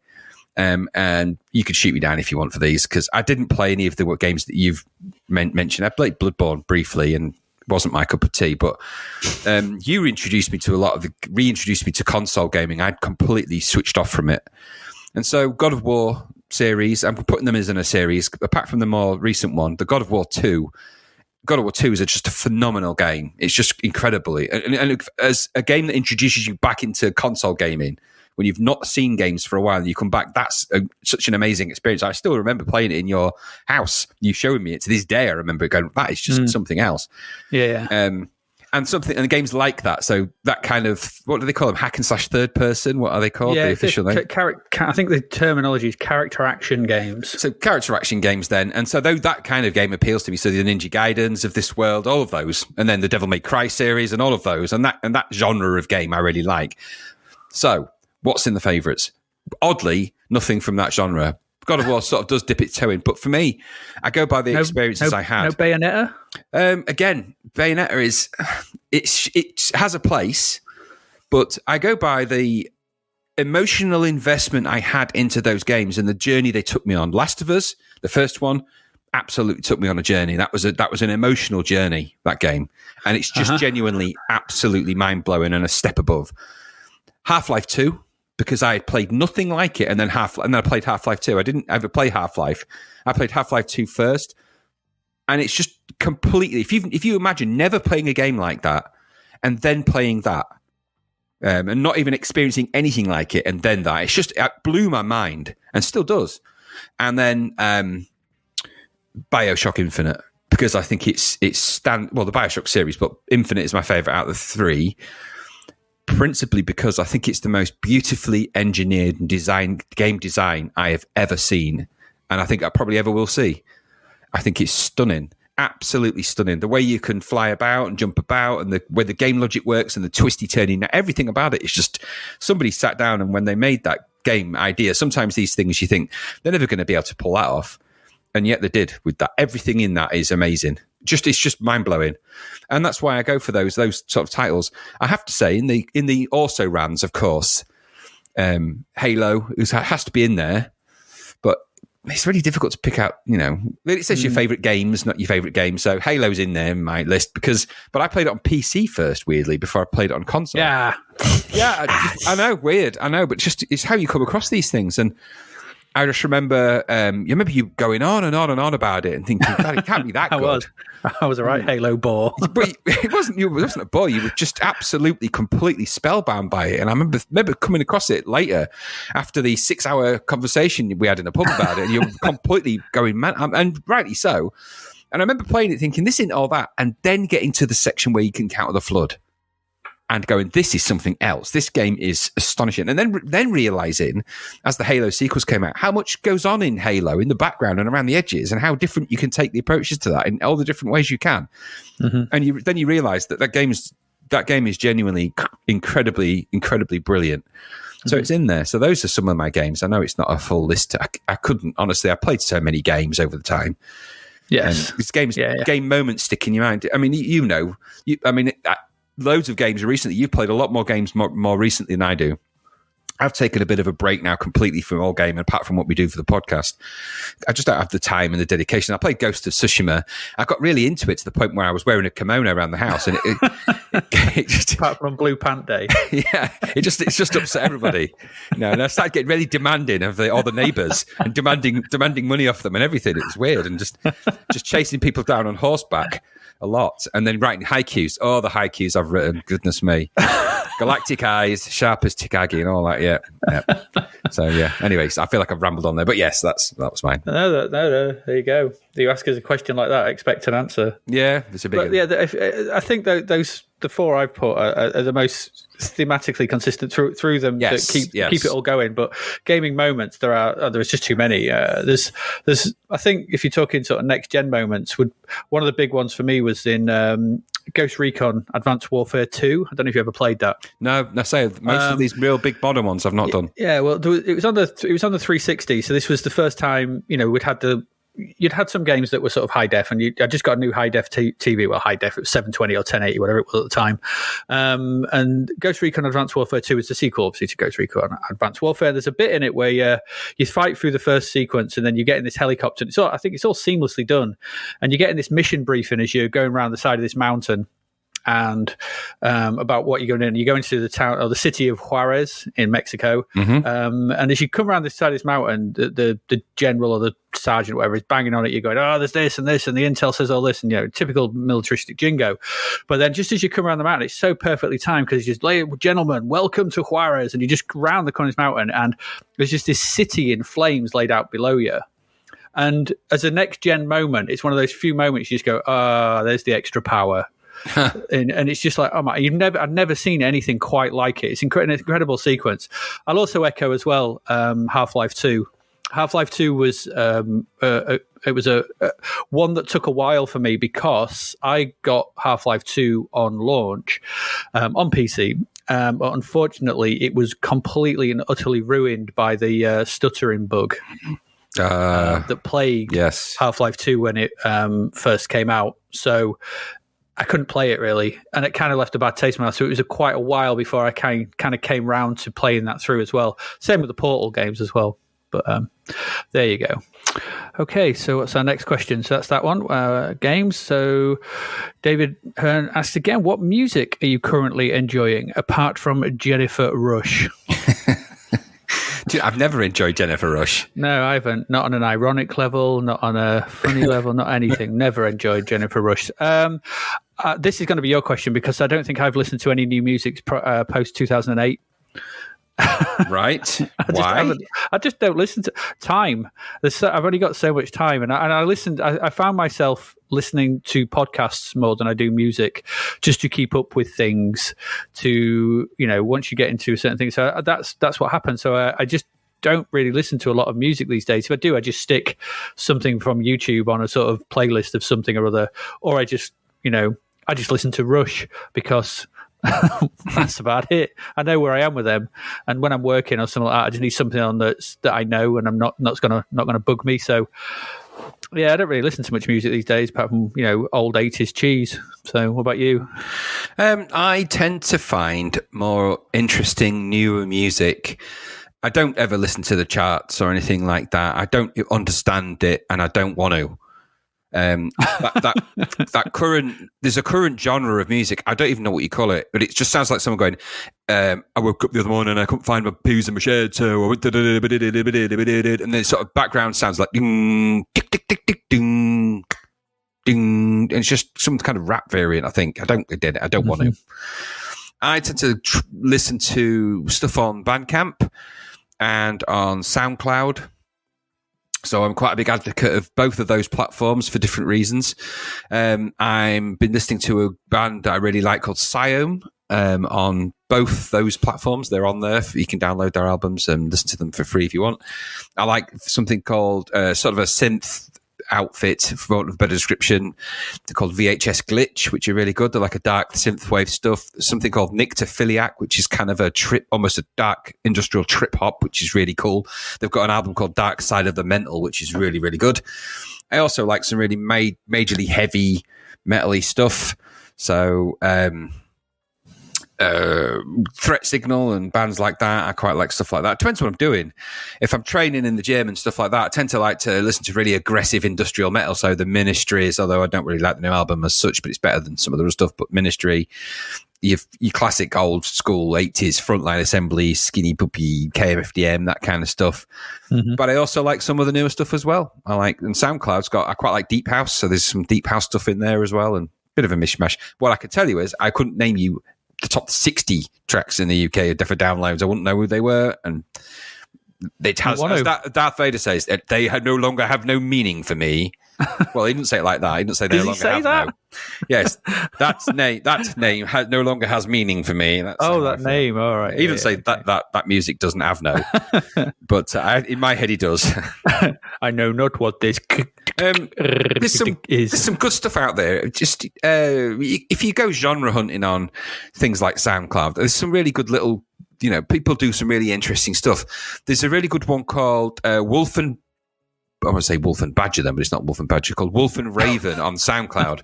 Now, Wolf and Raven do really good old arcade sounding, like the old music you used to get on Sega arcades, stuff like that. Well, they do that kind of music, but they do it kind of ramped up and modern. They've just released a whole album, a cover of all of the Outrun soundtracks, and stuff like that. I quite like really innovative, and most of these are just like people and sat on their own in their bedroom, probably, or a couple of people. There's a lot of that going on. Good stuff. Wolf and Badger sounds like the follow-up to Foster and Allen. I think Wolf and Badger make slippers. It's definitely Wolf and Raven. Wolf and Badger just with their endless compilation albums. There's Daniel Deluxe as well. I'll give Daniel Deluxe a go. Good old-fashioned, deep dark synth and synthwave and stuff like that. But synthwave got so ubiquitous and so everyone was doing it. It's a bit like, okay. So there you go. That's me. There you go. All right. Did either of us get into mods music on the Amiga? Yeah, we did a bit, didn't we? Yeah, I did loads. I did some ran at your house and the bits and bobs on my own, but you were much more into it than I was. I've got loads. I've got an entire channel on SoundCloud, which I'll post in the Patreon link. I think I already have actually, so I won't post it again. But there's not all of my Amiga stuff on there. I don't actually own my Amiga 1200 anymore. It died in a bizarre accident. However, prior to its death, my good friend Paddy rescued I had a hard drive in my 1200, an 80 meg hard drive, all 80 meg of it, and he managed to somehow take my entire hard drive off and make an archive of it, which I still have to this day. And now you can plug that archive into an Amiga emulator like WinUAE, and that means I can actually play my 1200 exactly as it was, and that 1200's got all my Optimed and all my sound tracker and mods and everything on it, so I can still listen to them, and I've recorded some of them and put them on SoundCloud just for posterity. So. Do you still have that one that I did the vocals on? Yes, it's time for us to pay for the sanctity of life. That one, yeah, I've still got that. You wrote the lyrics, I just did the vocals. But when you say repent all sinners, it drops down, I think, a full octave, so it goes, repent all sinners, like deeper. It's really funny. yeah, I want a singer. Well, because the original plan, and when I was doing some of that, I was heavily into industrial, obviously, and Prodigy and stuff like that. I still love the Prodigy to this day. And so that was a massive influence on the music I was creating at the time. And some of those tracks I was doing I've created an outfit, a band name called Wealth in Chains, if you remember. I do. And Wealth in Chains, I did an album. I did a load of tracks under that proviso, and they were using really advanced techniques at the time on an Amiga. So it wasn't just an Amiga. I was mixing in sound samples from films. I was blending these things with the most bizarre array of wires connected to an Akai video recorder you've ever seen, using it as a mixing desk. It's bizarre even when I think about it now, and yet it kind of worked. And not many of those tracks have survived because some of them had vocals on. And I used to have them all on a tape, and that tape, obviously, as these things do, disappeared in time. So I don't have any of the tracks now that have the vocals on, except for a short excerpt of a track that's on YouTube, which a friend of mine happened to send to me on CD, which was a music video we had to do as part of a college project. With the music video was shocking, but the sound, there's the sound on it, which is a track called I can't remember the name off the top of my head, but there's the track I did. It's like a weird industrial rap type thing, and it's got some vocals on that. But it sounds like I'm trapped in a tin of beans. Was it? Conformity, that's it. But it sounds like I'm trapped in a tin of beans when I'm singing that. It does. Conformity coming from your thing to territory. coming from your screen, it's a mystery. Yeah. That's the bit I remember. Shouting at your name, saying "Buy me."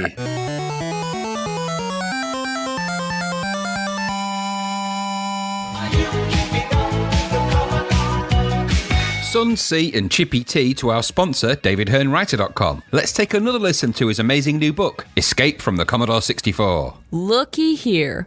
A crimson-cheeked man in torn overalls stepped forward. The Gulch ain't no place for young ladies. Amidst the commotion, another man emerged from the saloon, causing others to scurry. He made his way down the steps, knees bent in a way that suggested pain was part of his daily life. "You the sheriff of this stinking town?" he bellowed.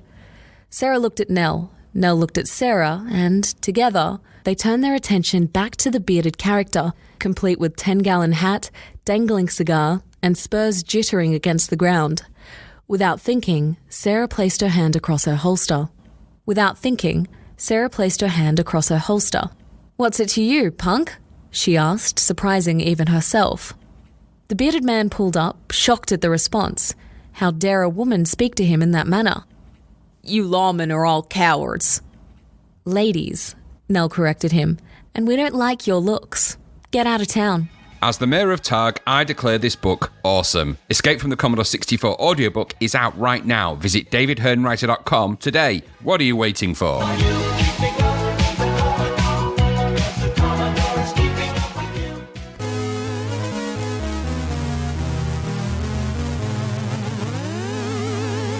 Yay, welcome back. We hope you enjoyed that.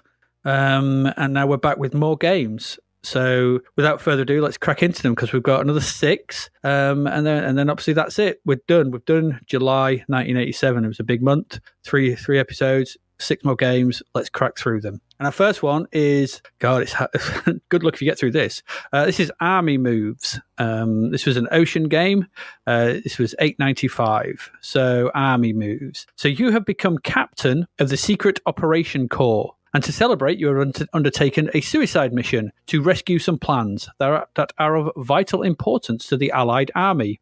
And these plans can be found at the end of 7 stages of various difficulties that range from ridiculous to impossible, and then some levels beyond that. At its core, this is a scrolling shoot-'em-up with various modes of transport that sees elements of Moon Patrol mixed with more standard horizontal shmups like Nemesis, and then onto things like Contra or Grisor over here. So this is a kind of wild mix of various shoot-'em-up type games all rolled into one. So there's quite a lot of game here, and there's a fair bit of variety as well, more so than we normally see. Normally it's, Green Beret, it's all the same.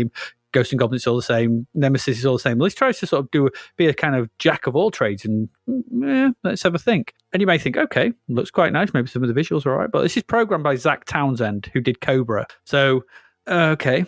But I will say this right at the start: it's a hell of a lot better than that travesty. that's not. It wouldn't be hard, would it? It's really? not hard. No, I mean, it got 75% this, so we'll come to that in a bit. The visuals are by Andrew Slay and Jane Lowe, both of whom would do various games for Ocean beyond this, which we will come to in due time. The game starts with the left to right. So you've got, like I said, 7 levels. You can pick music or sound effects from the opening. And then you're into the game. It's quite simple. The game starts with the left to right. It's like a Moon Patrol variant, I suppose. We are driving a Jeep across a broken bridge. You're attacked by helicopters which fire down at you, and enemy Jeeps that just want to ram you, and broken holes in the bridge that will cause you to fall to your death. All 3 of these come at you at once. And let's not beat around the bush here. It's a nightmare to try and juggle the 3 attack variants, and death will happen to you a lot. This is not helped by the control system. So you're constantly moving to the right. The screen is like Moon Patrol. It's constantly scrolling left to right. You don't control that. But left and right, you have some control in where you are on the screen. So you can kind of speed up or slow down, not the scrolling, but where you are on the screen. So you move left or right. And you can, so right move speeds you up, slows you, the left slows you down. Up, it makes you jump. And fire shoots missiles into the sky to kill the helicopters. If you press the space bar, that fires missiles along the floor to kill the Jeeps. Why is this not mapped to down? I don't know, because now down does nothing. So you could have done all this through the joystick, left, right, up, down, fire. You've got 5 controls here, and there's 5 things on the joystick. It could have been done quite easily. Jump, pull down, you fire missile. It would have been so much better. Having to press the joystick to fire down makes it very difficult, very, very tricky. It makes the game way more harder than it needs to be, and actually makes it, strangely enough, on an emulator, easy to play with keys. I don't think you can play it with keys on the actual game, though. I think it's joystick only, because you kind of need to fire up and down, and having to control the joystick and press spacebar, it's just a nightmare. And you've got to jump up and down, move back and forth to dodging bullets all at the same time. This is really hard. When I first played it, I didn't realize press space fired those bullets along the floor, and I found it nigh on impossible to progress. Once I did find that, I was able to I did actually make it through the first level. Took a few goes, but I did make it. The second level, once you get to that, is a right to left helicopter blaster. So opposite to most shoot 'em ups, this goes from the right to the left. So jets fly in from both behind you and in front of you, and they shoot, they turn, they spin around, and they try and shoot you. There are also bullets that are launched from the ground, from these kind of silos that open up and fire down. Pressing space drops bombs. You need all 4 joystick movements to move because you're in the air at this point, and fire fires your bullets straight to the left. But if you're speeding up, so your helicopter will tilt, and then you'll fire your missiles at an angle down towards the floor, kind of like Choplifter, I guess, in that sort of respect, where that did a similar sort of thing. It's really hard. It's really, really hard. And the reason all this is so hard is that death takes you right back to the beginning to do it all again. And every level's enemies are randomized, so it's impossible to learn it. We said this about Trap and things like that. Now, Green Berets are randomized, but when you die in Green Beret, there are checkpoints throughout the level, so it doesn't shove you all the way back at the beginning. If you're near to the end of that opening section, you puts you back there. And so you feel like your progress has not been wasted. So it becomes incredibly difficult to try and progress, because you just try and get a better reading them and try and get a lucky break. But oftentimes the enemies will appear in what almost are like unavoidable waves. Like in that first level, you'll get 2 choppers in a jeep and a hole in the ground all at once, and there's just barely any way, and they'll shoot at you. And there's just, everything is quite chunky, so that your screen real estate space, which you can move around in, is very small, and so death is just a certainty. This difficulty is a real shame, as I think if this had been toned down and play tested a bit more, this could have been a really solid game to play. The visuals are nice, they're bold and chunky. The parallax scrolling effects on the second level are really good. There's some really nice visual effects and touches going on here. It's a real step up from Cobra. The 5 more levels beyond this, there's two more helicopter ones where you're flying, you're bombing submarines and stuff, so it's kind of similar sort of thing to that second level. When you get to the 5th level, it turns into a Contra style affair where you're running from left to right as the sort of Green Beret commando type guy, shooting stuff, but you're also trying to avoid bunkers, you're avoiding soldiers, and there's also massive killer toucans, birds that fly around and try and kill you. You have to duck under them. It's very strange. Zach has obviously had a big step up here from Cobra, but the issue here is in the play-in. It's just too damn hard. Respawning where I die would have alleviated a lot of this, as progress would not have been lost. It's a very simple thing. We're going back to the beginning time and time and time and time again. It's just painful. It's just very painful, and it puts you off the game. It leads to the off switch being pressed because it feels frustrating and punitive and unrewarding, and you feel like your time is not being, your time is not being respected because you're just wasting time because you're not getting anywhere, and you don't get anywhere very, very quickly. It's a shame, really, because it controls quite well. It looks nice. It sounds all right. I think it's Fred Gray music. It's not brilliant music. It's not great, but sound effects are all right if you put it on sound effects. And it feels like it's taking a lot of inspiration from various arcade games that we've been playing around and, trying to meld them into this big sort of almost like this Uber game of like many different styles of play that kind of play in a different way. And trying to tie that all together is quite an admirable feat, and it nearly comes off. It's well programmed and executed. It's just too damn hard and punitive to be any fun. And that's what I got from this. And I think that's a real shame, because with some better playtesting, a bit of look at the control system, and a bit more player affordance and some, checkpointing, this could have been a really, really good game. And I think a lot of people would have remembered this a lot more favorably as one of the Commodore 64's really good shoot 'em ups, because there's a lot to this. Just those things just hold it back. It's a shame, I thought. What about you? Yeah, there's nice ideas here. The graphics look nice. Lots of nice military greens. Yep. It kind of looks the part. It plays okay. It's just too hard to enjoy. Getting past the initial level is literally crazy. It's so difficult to do, even with joysticks. And if you've reconfigured the keys, it's still merciless and hard. and difficult. And the fact that you keep going straight back to the beginning, and even if you've got the sound effects on and not the music, get that little loop, the little death loop sound, you quickly run out of lives and run out of patience at the same level. So this game very quickly got on my nerves. I persevered with it and hammered at it and managed to get past the first part, which seemed to take a lot longer than it should. When I got to the hut or whatever it is, you get to the end bit, don't you? And then I got to the helicopter where I lasted basically no time whatsoever. Yeah. The differentiated games are a good idea, but you've got to be able to get to them and play them and at least last for longer than a microsecond. This doesn't allow you any affordance in that respect. You are going to die in this game a lot, and I'm not sure how you get better at it. I don't think there's a way. The difficulty curve was too difficult for me. And that going back to the beginning just eventually got me so annoyed and tired of the game and the audio loops replaying themselves that I just switched it off. 75% maybe.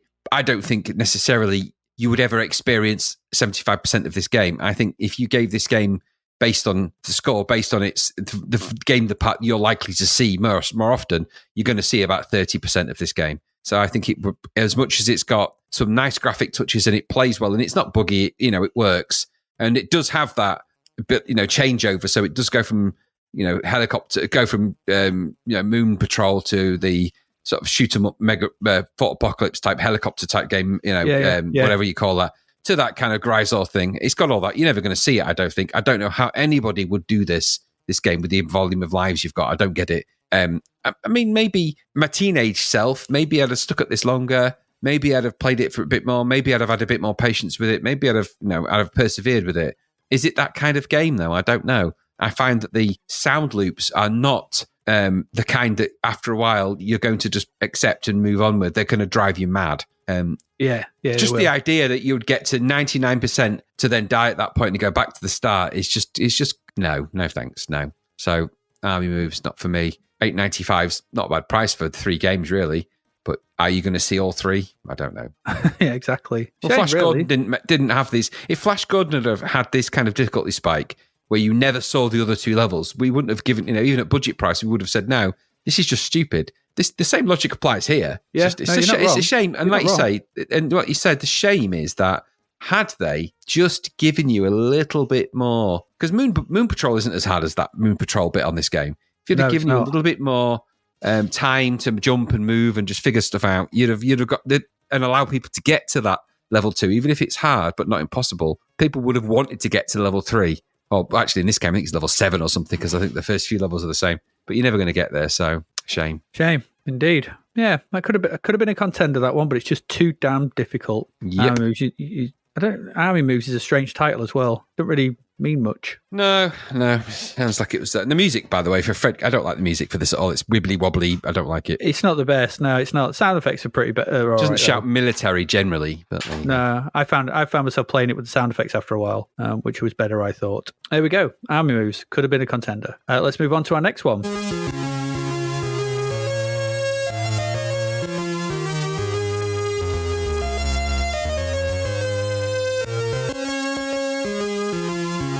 Mr. Raddings, did you enjoy your time? Or let's not get ahead of ourselves. How does it feel to be a head coach? So, from the fingers of Simon Davis, from the head and fingers of Simon Davis, we have head coach, the American football or hand egg hand equivalent egg in mine as well. of the double, really, or football manager. That's what this is. This is where this game sort of lurks. Yeah. Everything is on a somewhat standard Commodore 64 font selection of a variation of screens with key input selectors for the various options that you have at your disposal. You start, if you ignore the shrill Yankee Doodle Dandy tune that will pierce your soul like a dagger to the heart. So you select your division from the 6 available, AFC West, Central and East, NFC West, Central and East. So those are the actual AFC. I think it's changing. I think it's NFCs. Either way, it's of its time. But there are multiple divisions you can choose from. In their division, in those divisions are the teams, and therefore you can choose your teams. Obviously, each division has its own selection of teams, and there are teams you'd know. So, the Miami Dolphins, if you like that kind of thing. The Chicago Bears are in there. The New York Giants. I chose the San Francisco 49ers because I'm a huge and have been a lifelong 49ers fan. They obviously live in NFC West. So I chose those. Then you choose your skill level after that. So novice, rookie, veteran, or all-pro. I don't know what difference that means to this. I hate to think, really, once you get down into the nitty-gritty of the game. But anyway, then after that, you've got a big old option screen with 9 options where you can sort of inspect your offense, your defense, and your special teams. You can check your schedules and your tables. You can check the draft situation because it does drafting in this game for different players. You can save and load your previous games. There's some facts and figures of your facts and figures, essentially, so your progress, really. You can change your skill level if you're suddenly feeling that you're overwhelmed, or you can start to progress the whole game. If you press 0, you get to your trade options, if there are any, and then you get a report from your scouts who are basically scouting other teams to see if you can pinch any of their players. It's a bit silly to do that when you first start the game, because you've got no idea how good your own players are or their trade worthiness, even though they've got some stats. So you can only go by those stats. It doesn't really work that way. You're not just going to start the game and go, you know what, I'm trading my quarterback because he's crap. You haven't done anything and you haven't seen him play, so how would you know anything? So anyway, that is a thing that happens, and obviously later in the game that can become important if you want to do that. So once you get the scout reports, which are never accurate, by the way, my top scout report was always 75% accurate. So it's like, well, he's not 100% sure about this particular thing. So I'm like, well, why would I follow his advice then? Anyway, so once you do that, then you have to pick your offensive, defensive, and your special teams from obviously you look through your stats. You can only pick obviously so many players for each team, and you can pick them from the various players that are in there. I didn't go into the detail to check the names of those players to see if they were actual names. I didn't recognize any star quarterback names from the San Francisco, the 49ers lineup. So there was no Joe Montana in there that I saw or anything like that. So I don't know what era of players these might allude to, even if they are real names. I don't know if you had any of that. I didn't check to see if they had. I didn't notice anything of those that I recognised. No. So I saw no John Elway or anybody that in there for the Broncos or anything like that. Anyway, so once you get through all that, you again get after all of that, you then play the game. The game plays out in it's a very simple visual, it's basic, I think, actually, basic looking view where you get the kind of a top view of the field, but sort of running left to right with the yardage sort of over the field and the representation of the goals. They don't kind of look like, but yeah, it's all green. Everything's green. So green. There's the greenest screen of the game. It's green, very green. And it's all, sort of text and with some limited graphics, and the game plays out and you choose your kind of plays ish from a sort of range ish. This is nothing like the other games that we had, the GFL game where you could choose lots of plays and everything else. Here, it all starts to fall apart at this point. So you've had this quite interesting selection of options and players and experience up to this point. This is where it all kind of falls apart. So you're sort of choosing defensive or offensive plays, but it's not quite clear how they're going to play out or how they're going to work. None of it kind of works particularly well at this point. So it goes from that green screen of the actual action to sort of a summary screen of what happened, and then you can sort of choose. And there's lots of arbitrary numbers and arrows pointing at things that give you an idea of what's going on. You can choose different kinds of rush play, pass play, defense against these kind of plays. But by this point, you don't really have a context for what that means, nor do the plays that happen on the screen relate to anything you've chosen whatsoever. So at this point, it doesn't feel like what's happening on the screen is anything to do with what you've chosen at all. So the player stats, all of those players, it's just two teams that are running some kind of simulation that has no bearing on anything you've chosen, nor does anything you choose seem to affect that. So as a strategy game, it lacks the ability to play out the strategies you've chosen, which is kind of fundamentally wrong. As an American football game, it has the trappings of something that might be interesting. Bear in mind, this is old as well, so I think this is another one that might be a bit dated. But this is $8.95, remember, for this experience. Indeed. So it's very basic visually. It's nowhere near as compelling as any of the other games we've played of this type. And it has initial feelings of being something. It's got those teams you recognize, those things you recognize. Some of the methodologies and the way it plays out. Initially, you think, oh, okay, this plays out how I've picked. This could be quite exciting. There's some good stuff in here, but it doesn't do that. And so it doesn't actually become the game that you think it's going to become. It becomes some kind of weird variation of things that you don't think it's going to be. There's some weird missing parts in here as well. You can't call timeouts as the coach. You should be able to do that, and you can't. In fact, as a coach, there's some controls completely missing. It doesn't appear to be in any kind of quarters, so the game just runs for whatever arbitrary time it seems to be running at.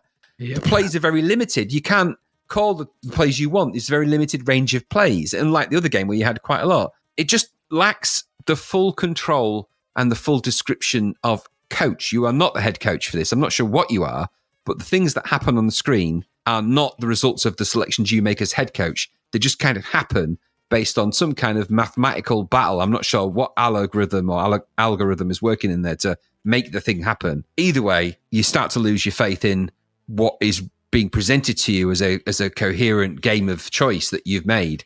And because of that, you don't have any faith in it. And so the game doesn't win you over, and you think, I'd rather play GFL or I'd rather play any of the other ones that we've played because they're better than this. This is a Football Manager game gone wrong. It's the equivalent of playing Football Manager, going all the way through, having Liverpool, picking all the side for Liverpool, and then it just coming up with some random team that you didn't pick, and players and things happening. I didn't choose any of that to happen, and yet it, and there being, football's just suddenly not a game of two halves; it's just one continuous game. All right, we don't bother with that anymore. No, you can't throw away the core rules of the game just because it's not convenient to your programming or doesn't fit in memory. And I think that's what's happened here. So this is, it got 30, is it 38%? 37, yeah. 37. I wouldn't have given it even that. No. Give these games the scores they deserve. This is in the 2 to 3% category. Compared to the other American football games out there, forget it. Nonsense, rubbish. Move on. About you. Yeah, the worst of the American football or hand-egg simulators we have played. It's from Addictive, isn't it? Yeah, like you said, who did Football Manager. And it's just the same kind of thing, but worse. Host of text screens with players' names, picking teams, transfers. A really, really rubbish representation of the game with sort of horrible character graphics. I don't know if I could only pick from 4 plays. So you had a pass, run, whatever. Yeah, that was it. Yeah, style of play, yeah. But there was no like what type of pass? Yeah, long, exactly. Long, short, inside, outside. You could pick a run. Which way? What type of run? There are many different types of runs. There was nothing. There was like suddenly it had all been boiled down to these 4 different things. We're like, well, he passes it, doesn't he? And that's it. It was always that same pass, and it was always, it's just crap. And then obviously, and it just became like this weird. I don't know. American football is a little bit down to like rock paper scissors, and like you try and outthink your defense if you attack, or if you do a run, you want that kind of defense. But it just felt like that. It felt like that. Looked at it and gone, oh, that's it. So whatever you pick, and I never trusted the computer wasn't picking the opposite what I was picking, because it just always seemed to do that. It just saps all the strategy out of the game, all of it, and it's just a really dull representation of the sport. There's just no good to man nor beast. Arse cake, as far as I'm concerned. Yeah, that sums it up. Yeah, it's bad. This was the worst by some way. I'd rather play that 4-on-4 one, because at least that had some fun arcadiness to it. Yeah, you could get something from it. This was couldn't seem to get anything from it. And as you said, how stupid to be offered transfers in the very first week before you've even had a game. Yeah.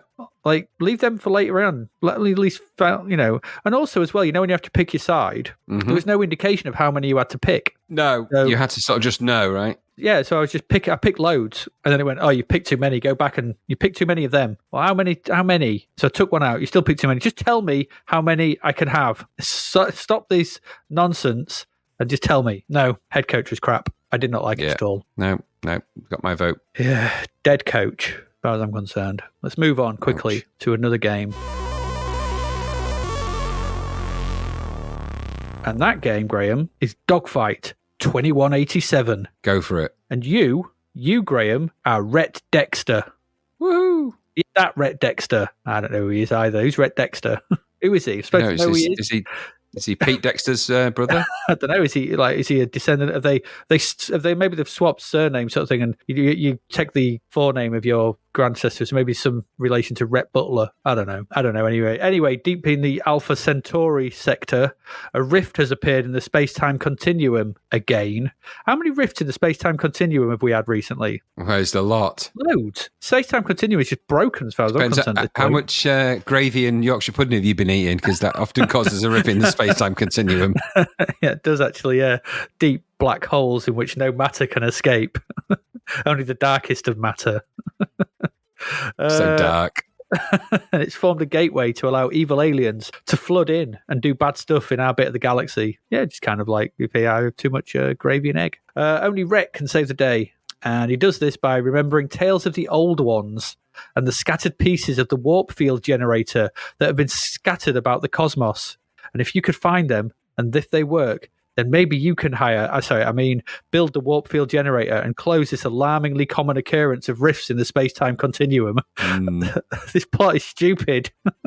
Yes. It's like, you've got this thing, and then suddenly tales of the old ones, who are long since dead many decades ago, many centuries ago. It's like, who are these old ones? No, don't you mean you don't go to the library and look at the books of the old ones? They're out there. I should have done, really. I'll be thankful of that should something happen in the Alpha Centauri part of our galaxy. Oh yeah, there are hundreds of them to collect. So get on it, Rhett. According to the instructions, this is a split-screen, simultaneous, interactive combat game in space, and it's in vector style. You remember that?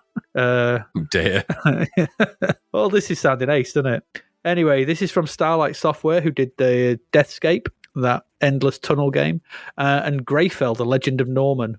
Oh, the classic pedigree there. I know, new to the scene, and they've released this triple bill of quality. So yeah, they did those. It does, however, have a slightly okay tune, decent enough tune by Ben Daglish. I'll give it that. It's not bad. It's all right.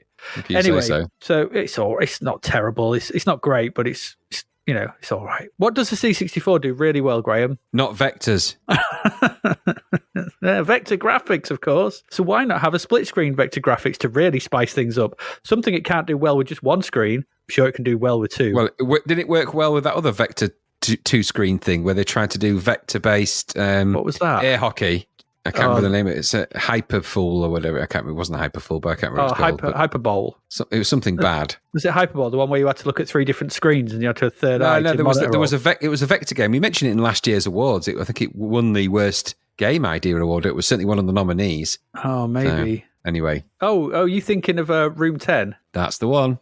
Oh, that one. Yeah. So yeah, split screen vectors, always a winner. Once you're into the game, you can select a 1 or 2 player game, which the story does not really lend itself to, as I was not really sure who player 2 was, or why this was called Dogfight 2187, when it's about retrieving the piece of the warp generators, which is scattered across the universe. I didn't quite understand this. The title and the it's like the game of title and a story, and then realised nothing went together, but they'd already printed the graphics of the box. So if you select a 1-player game, it launches you into the game, and you get to see how utterly bereft of game this actually is. So the screen is split up. It's split down the middle, and they're identical sides, sort of thing. At the top of the screen, so one half of the screen. At the top half is the vector representation of space outside. So think Elite, think all those kind of things. Think Starion. So you've got some dots for stars and vector graphics for spaceships moving around. Below that is a UI panel that kind of looks like Elite's, but seems to bear no resemblance to anyone. So that's it. Duplicate that, and you've got the same on both sides of the screen, even if you're playing in 1 player. So you've got that both sides. So various vector shapes line up in your viewport, waiting to be shot as they jerkily move around, and then they blow up. There seems to be a little challenge to any of this. You just shot away until they were all dead. The UI at the bottom seemed to be indicating where they were, but it didn't seem to tally up with what I was seeing on the screen. There was like lines moving up and down, that kind of 3D radar thing which you get in Elite, but this were like, they weren't kind of where they were supposed to be, and the dots were moving around. No, it's kind of a bit broken. Once you knocked out a wave, and you basically just shoot anything that moves, you either get a piece of the generator, or you fly to a planet to refuel and rearm, which basically is a fly through a series of squares type thing, like the opening section of that the American Aliens game we played, or something like Pilot Wings, where you fly through rings. Except there's no difficulty to this. You can just keep flying straight, because the squares don't move up and down far enough for you to actually have to move anywhere. Once either of these things are done, more ships appear, and you rinse and repeat. It's a deeply boring experience, this, that seems somehow at odds with its story. If you were jumping around the galaxy and could choose where to go, and there were hints of the old ones, etc., within the actual game itself, this may have been okay, but all that has been jettisoned for a dull-as-anything vector shooter, which wore out its welcome in a matter of minutes. So my final take on this is, note to developers, a complex story does nothing to make your game better. Spend more time on the game and make it work and be interesting to play, and actually tie into your story if you're going to have a story, because none of this works in any way, shape or form. It's broken all over the place. 41%, maybe, but I'd have given it lower. It's just convoluted nonsense wrapped around a boring dual screen vector blaster thing that don't work. No, I didn't like this. What about you? Did you enjoy dogfighting in 2187? Rhett Dexter. Is that it? Okay. Let's move on. Good old Rhett Dexter. No, as soon as that screen loaded and I saw those mini vector screens, I shuddered. I got a cold shudder. As soon as I saw the blue border, I'm like, kind of weirdly blue border, and the brown panelled UI, I'm like, oh no. Yeah, no, weird, no. No one wants a wood panelled, brown panelled UI. And then the wibbly wobbly Ben Daglish music started, and I was like, oh no, I know what this means. Then I started the game. This is like some kind of war in an origami factory. It's just juddery, albeit slightly faster than usual vector things floating in and out of my view. I shot at them with in the usual way. It's just in the typical game of this type fashion. There was the kind of UI radar, the score, it's just horrible. Music was that wobbly thing, but about the best thing, as you say, in the whole thing. 2-player shite vector games aren't better than one, because one shite vector game is enough. Like you said, the same people that did Greyfell, Legend Norman, behind this, and Deathscape. Now, that's interesting because I think this is something to do with Tim of Stoughton Tim, and that means it was done by a demo coder, and that links nicely into what you said about Deathscape, which it felt like it was a demo code pulled together, and it lacked the full coherence of game. Now, I'm not 100% sure because it's difficult to. Each website I went to had seemed to pinpoint a different version or a different game creator behind this. Anyway, I think this is clearly some demo code extended to have things shooting at it, and that's as far as they went with it. So technically quite nice in some ways, but flawed because no one wants this kind of crappy vector game anyway. And who wants war in an origami factory? Even people who make origami for a living don't want that. It's not nice. The worst thing. There's water bombs everywhere. Flying crane. I attack you with my dragon. This flapping sound of paper.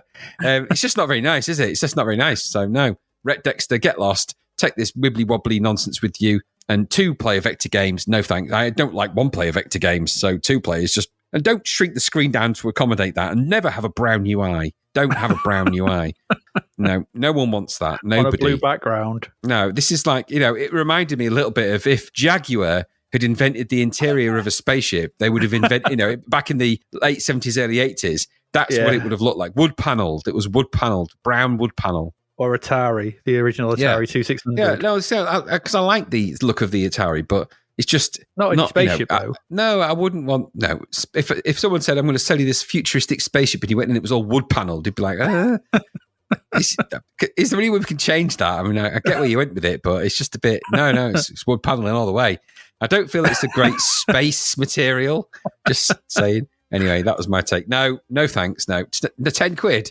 10 quid for this vector, two vectors, twin vector game, 10 quid. No thanks. No, but wood tends to expand in the cold, and space is very cold. So I can't imagine it being very, very good for keeping out the vacuum of nightmare that space is. No, and my final thought is, this is some kind of dogfight game, which it isn't. Isn't Ace a dogfight game or that sort of? And isn't that? I know it's not a vector, but isn't that this kind of idea of shooting things and 2-player and? I don't think Ace was 2-player. Oh, well, is Ace 2? Whichever one of them's 2-player, isn't it? We're playing a variation of this. But either way, it's better than this dogfight. So, Dog Egg. Yeah, Dog Egg 2187. Yeah, 21,087 dog eggs. No. Into the future, Rhett Butler was born and birthed this egg. This should have just been that 2 should have been a pound sign. It should have been £1.87. Put the decimal in the right place. Not £9.99. Yeah, it's like Lionel Hutz has got it. They got this all wrong. Exactly, they did. Dogfight, £1.87. Take your vector game, Rhett, and get lost. Yeah, absolutely. Stick it up your rectum. Rectum. There we go. We didn't like Dogfight 2187, Dog Egg. Anyway, let's move along quickly and get into something maybe more interesting.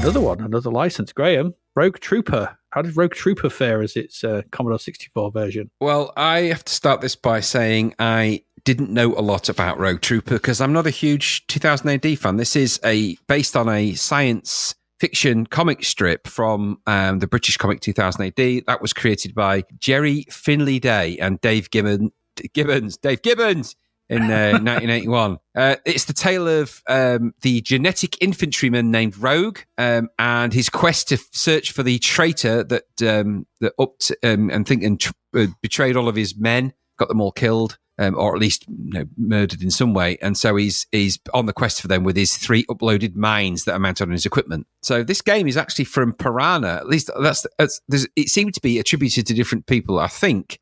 Yeah. Looking at the game credits, it's Piranha. That's who did Trapdoor and Strike Force Cobra, as far as I could ascertain. Mm-hmm. Certainly the team around it seemed to be of those. So in this game, you're on a war-ravaged New Earth, which is obviously where the comic was set. And generally speaking, this is the battleground between the Southers and the Norths, or North and South. As a Souther scientist had created genetic infantrymen who were able to withstand the now poisonous atmosphere created by years of chemical warfare.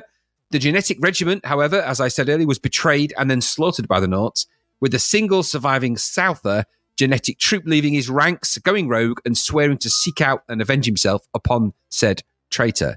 You are he, or they, and as such must wander the landscapes of New Earth looking for 8 vid tapes. You're not on your own. You've got your 3 uploaded minds. It's hard to explain what they really are, but 3 of the people that were killed as part of this betrayal, they weren't killed outright. Their minds were uploaded into your not weaponry, but into your stuff that you carry, so that you can actually genetically recreate them at some point. So those 3 minds are Gunner, Helm, and Bagman. And they're actually there in the game to kind of assist you, provide quirky sentences and fun things, and whistle at you if you stood around, or just stuff. So the idea of the game is then find the tapes, take them to the shuttle, present them to the Millicom, which is the Souther HQ, identify the traitor, get your friends regenerated, and go and do that. So you've got to guide the rogue trooper around this landscape of New Earth, avoiding the baddies. That's the Norts and the Southers. At this point, remember, you are rogue, so you are neither friend nor foe to anyone. And other things that come along your transom. The game is displayed in high res, black and white, with the lower 2/3 of the game window in pseudo 3D. Your character and player is in there as a small black and white sort of sprite-ish, and the top third is the battle computer on the left showing your location, and then a window with your 3 helpers giving you advice, updates, and tips, and the things that you find as you walk around New Earth looking for the vid tapes. I think the plan here with this game was to capture some of the comic strip feel. And by that, I mean the colour scheme, because this game is devoid of colour. It is just black and white. There's very little colour in it. There's some leading up to it, but the actual game itself feels a bit colourless. And I think it's either a choice or it was a nuance and an attempt at something. It's clearly built on the engine that the other games of this that they've done here. So the Strikeforce Cobra engine, I think, is heavily in play here, or at least a variation of that. I think these guys also might have been responsible in some way for Nosferatu at some point as well. So I think there's a bit of that in here. Yeah, I think so as well. Unfortunately, now, as I say, I didn't read a lot of Rogue Trooper. In fact, I didn't read any Rogue Trooper at all. I was aware of it as a thing from 2000 AD, but I don't know much about it. But I do know that this game doesn't capture a comic style of anything. It feels like a badly done version of a Spectrum game, which I think it's probably what it is, really, at its heart. So it doesn't capture any of the comic. It doesn't capture any of the oppression or any of the oppressive nature of the war and the conflict and the fascism that the warring factions present, and this big battle and the desolated scenario and the New Earth and the chemical war. It doesn't feel like that. The display on when you get to the game is kind of walls and rubble, but there's not enough detail or not enough stuff in there to make it feel really desolate and really difficult. And you just kind of move around the landscape in a kind of a angular way. Where there's more things on the screen, it starts to slow down, which is a bit unforgivable, really. This game doesn't have to be done this way, remember. This could have been done in the way that The Detective was done, in that kind of sort of smaller but more maybe medium-res isometric. It could have lent itself to the things that we know the Commodore 64 is more capable of. They didn't do that. So the nuances of the game are lost. And so because of the nuances of the game are lost and the nuances of the story are compelled by those things, and those things are lost, it lacks the heart and soul of this and becomes a very dull wandathon, which suffers from some high-res slowdown. The sprites don't really relate massively to the things that you really want them to. So you might be the Rogue Trooper, but you don't look like a Rogue Trooper. It doesn't have a lot of the comic book stuff in it, enough of it to merely make you feel like you're part of that world. And now as I said, we've spoken about leveraging the C64 strengths for games like this, which this doesn't do. So what you end up with is a dull, visually uninteresting series of flick screen encounters that give you no compulsion to continue with this particular game. So I think what they've done here is yet another misfire. It's a better attempt at trying to capture the nuances of the game world, and all of that is in there, but it's without its heart and soul. It's without the colour. It's without the very thing that made this what it was, because you've just reduced it to this sort of black and white, binary almost existence. The nuances that fall outside of that don't work in this context, and because of that, you end up with a very dull game. So that was my feeling on it. I thought, what a shame, really. I didn't know much about Rogue Trooper, but this game certainly didn't entice me into the world. It didn't make me want to go and read more Rogue Trooper and really get into it. In fact, if anything, it put me off. 69%, I think it's a bit high for this. I'd have given it 50, maybe less. 10 quid, that's a lot of money. What about you? Yeah. I don't think I was down on it as you. I think I used to like Rogue Trooper, so I used to read it. Although it's not one I've revisited in years, so the story is quite hazy in my mind. But I think part of that was kind of lent me to be a bit more. I just kind of filled in some of the blanks that this game clearly has, which maybe it's kind of like what you said about the Dan Dare game. Whereas you were an Eagle fan, weren't you? And you liked Dan Dare. So not that this is as good as Dan Dare, nowhere near, but in the fact of like pity though. Yeah, absolutely. But what I'm saying is that if you have some sort of foreknowledge, you can kind of fill in some of those blanks if there's enough there to just allow you to kind of just close some of the gaps up that the game can have. I mean, the Judge Dredd game was dreadful. And Nemesis the Warlock kind of had, you filled in some of the gaps around that, but it was a decent enough game. This is okay. I think because what it does is it stays fairly close. What it does is it stays close to the story of the comics. It has the, what you're trying to do is track down the tapes to prove who the traitor is, because the Naut GIs were heading to the Quartz Zone and they'd been betrayed. So their craft were all shut down. They're all killed apart from you. You go rogue, try and find them. You pick up and you basically, gunner, bagman, and helm. They do the three things. And in the comics, they were handy for healing. They'd give different weaponry and things like that. So they did lots of different stuff in the comics. Here, they just kind of, like you said, whistle and do stuff and manage your health if you find health packs. I quite like the fact that they'll save them for you at times. So if you pick up more than one, so I'll save this for later when you really need it. So there's an attempt to sort of replicate the world, and you've got different zones in the world as well, representing the map with the different colours. So it is white and black for when it's okay, and when you're in those, your health will tick slowly back up. If you go down slightly, there's the yellow zones, which are the sort of poison zones, and your health will go down. There are also red zones and green zones, which represent different areas. So it is trying to.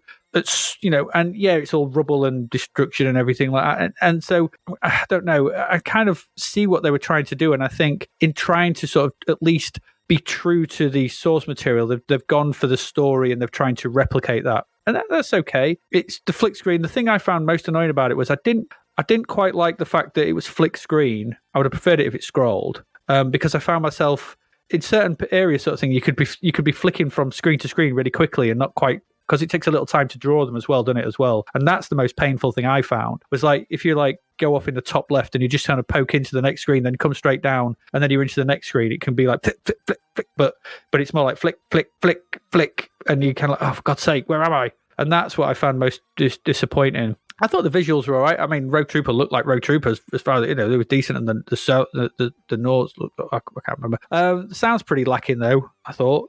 There's very little sound apart from whistles and a few beeps and bloops. I mean, it's a simple take on the story of the comics. It does work. The slowdown is unforgivable. Yes, you're right. And if they'd have gone for that, I don't know if it'd have worked if it had been chunky like the Detective or the Ultimate games. I don't know if they'd have been able to draw the sprites in a way. Maybe therefore they should have come at this in the way that they come at certain C64 games where, we've done the Spectrum game because the Spectrum version looks like this and it kind of looks like that. The Amstrad version was this, but with more colour. With the C64 game, maybe it was a case of, hang on a minute, the C64 does other things better. Let's rethink this. And it would have been maybe better. So I didn't mind it. It almost manages to capture the feel of radiating New Earth in a sense, but I think it's because I'm filling in a lot of blank. And that's maybe me being a bit more lenient because I just like the story of the Rogue Trooper. And so, yeah, a tenner for this, I think, if you have no Rogue Trooper, affiliation, or it's not come across your radar or anything, would be a lot. And I think you would be down. And I think you are rightly evidence that I think I probably am a bit more lenient on it because it's like, it's Rogue Trooper and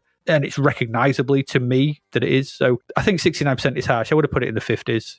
But I think it's just how much you're kind of willing to fill in those gaps for me. And you draw those gaps from having some foreknowledge of the comics, and therefore you can sort of let it off some of the bits and bobs and maybe not be so harsh on it. If this hadn't had the Rogue Trooper license, I'd probably be more down on it. But I can only be honest about my own experience with it, and that's what I came away from it with. It's all right. It's not a terror. It's not that Judge Dredd game. That's for sure. But there you go. That's what I thought. That's it. I agree. I think it's interesting though that because I know you're not a massive 2000 AD fan, and so I think it's quite interesting that the difference in how you come at a license with some background knowledge and predisposition to it. Like you can lend a more forgiving, and it's almost trying to be objective, but you're like, but kind of rogue trooperish, or something else, which I don't know. I think Dan Dare was a good version of Dan Dare because it looked like Dan Dare and it had that comic book look and feel. This doesn't have that. If they'd have adopted that kind of approach, it would have worked better, but it didn't.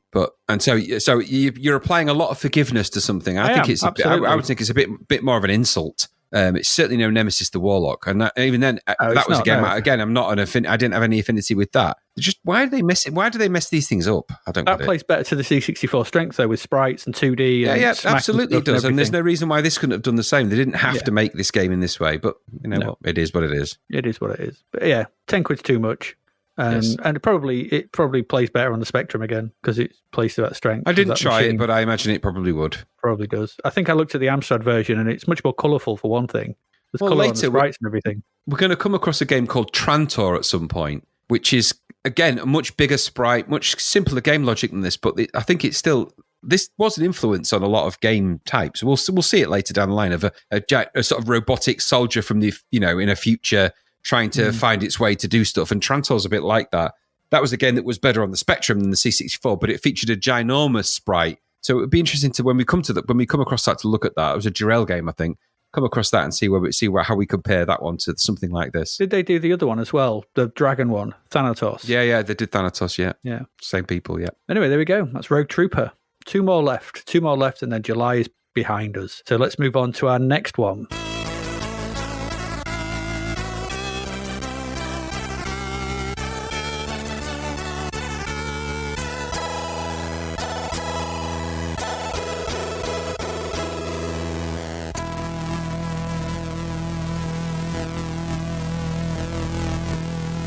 And our next one is a budget title. It is a re-release. This is £1.99. And this is Beamrider, or Beamrider, all one word. So Earth is under attack again. God. It always was in the 80s. But in this way, an 80s style huge grid has formed in space nearby, and ships are launching attacks at us from the grid. It's all very bizarre. I don't know. But not just any old ship. You start to sound like Tron. I can't. Well, why does this need a plot? Not keep saying the grid, ships, though. Beamer ships on the grid. On the grid, absolutely. Just we might as well say, "Here comes something. There goes nothing." Every time you say the grid, I'm going to put a little sample from the later Tron movie. Where it goes down, the grid. The Devils. Anyway, this is another budget release from Firebird of the 1983 game by Dave Rolfe. It's another Activision title, but this time was originally developed for the Intellivision system, not the arcade. There we go. And it was ported to the C64 by Action Graphics. That's a good name. Action Graphics. Sounds like an 80. It sounds like reminds me of Action Jackson. Let's face it. So it was. Yeah, they also did the port of Activision's Decathlon, which is also good. So this is a simple single-screen shooter that has you tied to the aforementioned grid. You move across the bottom of the grid. There's no way of saying this review without saying every time. A lot. I can shoot up the 5 lanes that move away from you into the distance. So the grid is represented in a 3D fashion. You see them going off into the distance, sort of perspective style. You cannot move off the bottom of the grid. I'm going to put it in there. Enemy fighters that come in 7 different variants move across the level and have to be shot. The basic white fighters fly about, and 15 of these have to be shot to clear the level. Do that, and the Sentinel ship appears, moving across the top, protected by green kamikaze aliens, which kind of home in on you. You can destroy the Sentinel with a well-aimed torpedo, of which you have 3 on each level, and you fire your torpedo by pushing up on the joystick to fire that. Plus, pressing the fire button normally just fires your, you've got this kind of weird spinning disc thing, very more Tron stuff, which you fire up the lines. Once it's either dead, the Sentinel are off the screen, you progress to the next level, where more types of aliens appear. Other types of aliens include brown rocks. I think they were rocks, they look like rocks, which come down the grid, down out at you. Yellow ones that be collided with for extra lives, but if you shoot them, then they turn red and then don't want to collide with them because you'll die. Really, this is standard 1983 arcade Space Invader style logic game. So you move across the bottom, aliens spin around at the top, they're kind of Galaxian-like because they move around on the grid. And you just keep going. And there's 100 levels, and you try and clear them all. After that, I don't know. As I only got to about level 12, It gets fast, as these all do, but it eases you in quite well. And also allows you to either start at levels 1, 5, or 10 to skip the early bits if you're a bit good. So it has those kind of, what we've seen in a lot of these Activision games, those kind of thought processes. This is not just like level 1 is like death. It's not like army moves. So level 1 is quite easy. It's quite simple. Level 2 introduces the brown rocks coming down. Level 3 introduces another alien, or level 4. It allows you to get used to them as they're progressing. The white aliens are moving around faster. They're easy to kill in the first few levels, but then they get quite fast. They come down faster. They strip around, shooting down at you faster, and things progress in a way that feels challenging. We talk about, we've not really talked about that notion of flow, that feeling of where you're in the zone and you feel the challenge rising with your ability to cope with what is put in front of you. And this is another good example, I thought, like Hero, like all those games, probably not as good as those, but it's a good example of that. Those early, these early designers just figuring that out and getting it and going, right, don't throw everything at them once, ease them in, get them used to it. As a budget title, I thought this is perfect Sunday afternoon blasting action. For £2, I'd be quite happy to play this on a Sunday afternoon. There's not a huge amount of variety, but as the challenge mounts, you've got to have your reflexes about you to handle the onslaught. It's well programmed, it never slows down, and does exactly what it promises. I thought this was another decent budget release, and I think 51%, which is what it got, is a bit overly harsh for what is a fairly decent blaster, even if it is a bit old. There's fun to be had here, and I had some with it. So for £2, yeah, this is another good one. What about you? Do you enjoy it? It's basic. It's simple. Gameplay is simple. The logic is simple. It's very repetitive. Built at a time, though, when there wasn't much memory in the consoles to throw around. So everything tended to be centralized around one single core display, and things moved on that display, and so very simple game logic. Shoot at stuff shoots at you. Now, so it's a throwback to that kind of thinking, but it's playable. It might be a bit simple for 1987 tastes, and the Zapped review was mixed in that regard. However, it's a budget shooter. It's £2. Does it have the complexity of more modern ones like Eyeball or something like that? Well, obviously not. No, it doesn't. But there's always a place for these sort of standard, simple, on-screen shooters. So I quite like it. It fits in. It's not as good as some of the other Firebird Activision budget release games. Fair enough, like Hero and some of the others we've come across. There's been better ones, but this is certainly playable enough. It would pass the time. Graphics may be a little bit basic, and I think that's what's lets this down a little bit. In Hero, the graphics were basic, but you could still sort of get away with it. Same with Pitfall to some extent. I think this one's probably not as good for that as some of the others have been. It's not. You're not going to be quite as forgiving when there's other games out there on this type, but it plays flawlessly. It's nice. It's good for high scores as well. I played this. I was on it for ages. I was pretty good at it for some weird reason. So I quite like it. And it is, obviously, you can see where things like Tron and things like that get their inspiration from in terms of the grid and all of that, And by the way, if you do complete level 100 of Beamrider, a printout will appear at Microsoft saying that you invented Beamrider and a few other games, and that's it. That will undo the whole company. So that might be worth aiming for that. A bit like, or Encom. Bill Gates will sit down and not think just to destroy that bit of paper. No, he'll go, oh, this has clearly gone to the board. Now that I know that I didn't create Space Paranoids and that pinball game on the Microsoft OS that had been there for years.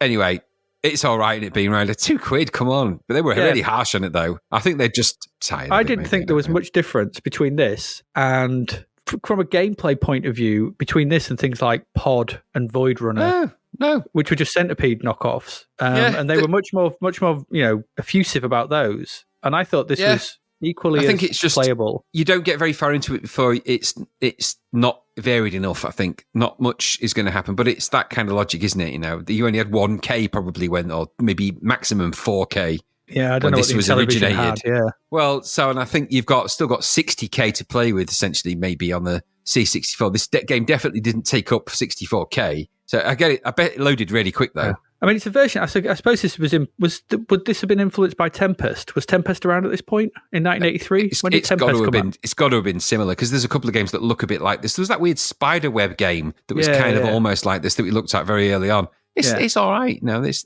this idea of there being a grid. No, and that you can shoot things on that grid. No. I'm not going to put one for every single time we say that, but I should, but I'm not. But Beamrider was all right. But Beamrider, Light Cycles, kind of the same thing, aren't they? Yeah, I guess so, yeah. Yeah. I mean, the game's not, but yeah. I mean, Beamrider, yeah. There's a whole batch of games he talks about in Tron, and this could have been one of the games he mentioned. When I invented Light Cycles, Space Paranoids, Beamrider, Could have been one of them. It could have been. Well, Beam, right? Yeah, Beam, Light, Rider, Cycles. Exactly. Yeah. Psycho. Flynn. No, Flynn. I need those. Flynn, you copycat. I invented Beamrider, not you, Flynn. Oh, you could say, here comes an orange. Here goes an orange. There goes nothing. Yes. Right. Yeah. Beamrider, it's all right. £2. I enjoyed this. Yeah, there you go. £2. £2 of grid. Yeah, no. Yeah. Let's go on to our last one, because our last one's a biggie, and it is the last one for July. So let's move on to that.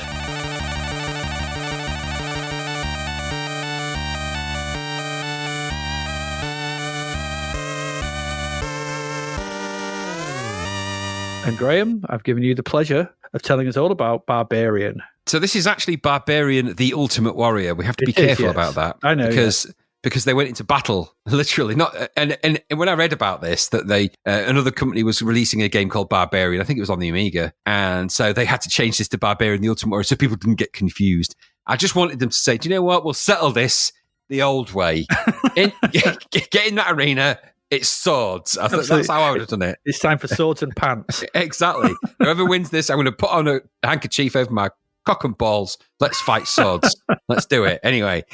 So this is Palace, isn't it? This is a big return. Palace return with Barbarian, a.k.a. Death Sword, as it was when it was licensed to Epics in the United States. Mm-hmm. And this is the dream team of Stanley, and I think it's pronounced Skembri, or Stanley Skembri. That's Cauldron 2, Sacred Arm of Antiriad. Graphics help was Gary Carr. He went on to do Tusker, which is actually a really graphically impressive game. Mm-hmm. It was conceived and designed by Steve Brown, Cauldron 1 and 2, Mr. Steve Brown. And sound, of course, is the ever-brilliant Richard Joseph, who also did Cauldron 2, Sacred Arm of Antiriad, and he went on to do Rim Runner and Defender of the Crown and lots of amazing stuff. Sadly, no longer with us. Mm-hmm. So this is essentially a fighting fantasy one-on-one sword fighting combat game. Now, there's the thing. Heavily influenced by the fantasy artworks of Frank Frazetta and the Conan series stories by Robert E. Howard. So as much as the story of the game might not be influenced too much by them, the look and the feel of this has its heart in Conan, probably the Conan the Destroyer, really, a little bit more than, and maybe even a bit of Red Sonja thrown in for good measure, but it's definitely got the Conan vibes going on. Yep. Before we get into the game, controversy did surround this game a little bit because of its infamous box art image. And I can't mention Barbarian without mentioning that. This was a loincloth-clad Michael Van Wyck, who was Wolf from the Gladiator TV series. He was. And, of course, Mira Ithaca, who was at the time a very popular topless page 3 model in the UK tabloids. So if you look at this now, it's very dated. It looks a bit like a crap metal band cover. Yeah, it's not much different from that Man of War picture we posted. You would never really do an advert like this now. Apparently, there was lots of talk about they wanted to capture the idea of that they didn't want it to look crap, like a crap version of things. So they just got a guy that was kind of muscular holding a sword with some bikini-clad woman at his feet. All right, that's what they did. And in all fairness, controversy or not, that representation, albeit that this was done for real, that is, if you look at any of those classic fantasy art books, of which there are lots, and you can probably name a lot more of the artists than I can. They all have at least one picture that looks a bit like that. Yeah, I would say Boris Vallejo. Yeah, so Boris Vallejo, and people like that. They're very amply drawn women, very full-figured and very muscular men, with very little underpants and big swords in all sorts of departments. Anyway, it was controversy. It was actually someone classed it as pornography at the time. Believe it or not, one of the reviews this is just outright porno, exploitation of women. It got the book thrown at it. All it did was make it sell more, because this game was massive. It really made Palace. In fact, it launched Palace more than the other games ever did. This was by far one of the most popular games they ever made. So it really launched Palace into the stratosphere. So the story, such as it is. Now, this game actually has two modes, story mode and practice mode. You can load them independently of each other. It just has those. So you can practice all you want in practice mode. That's actually where 2-player lives for this.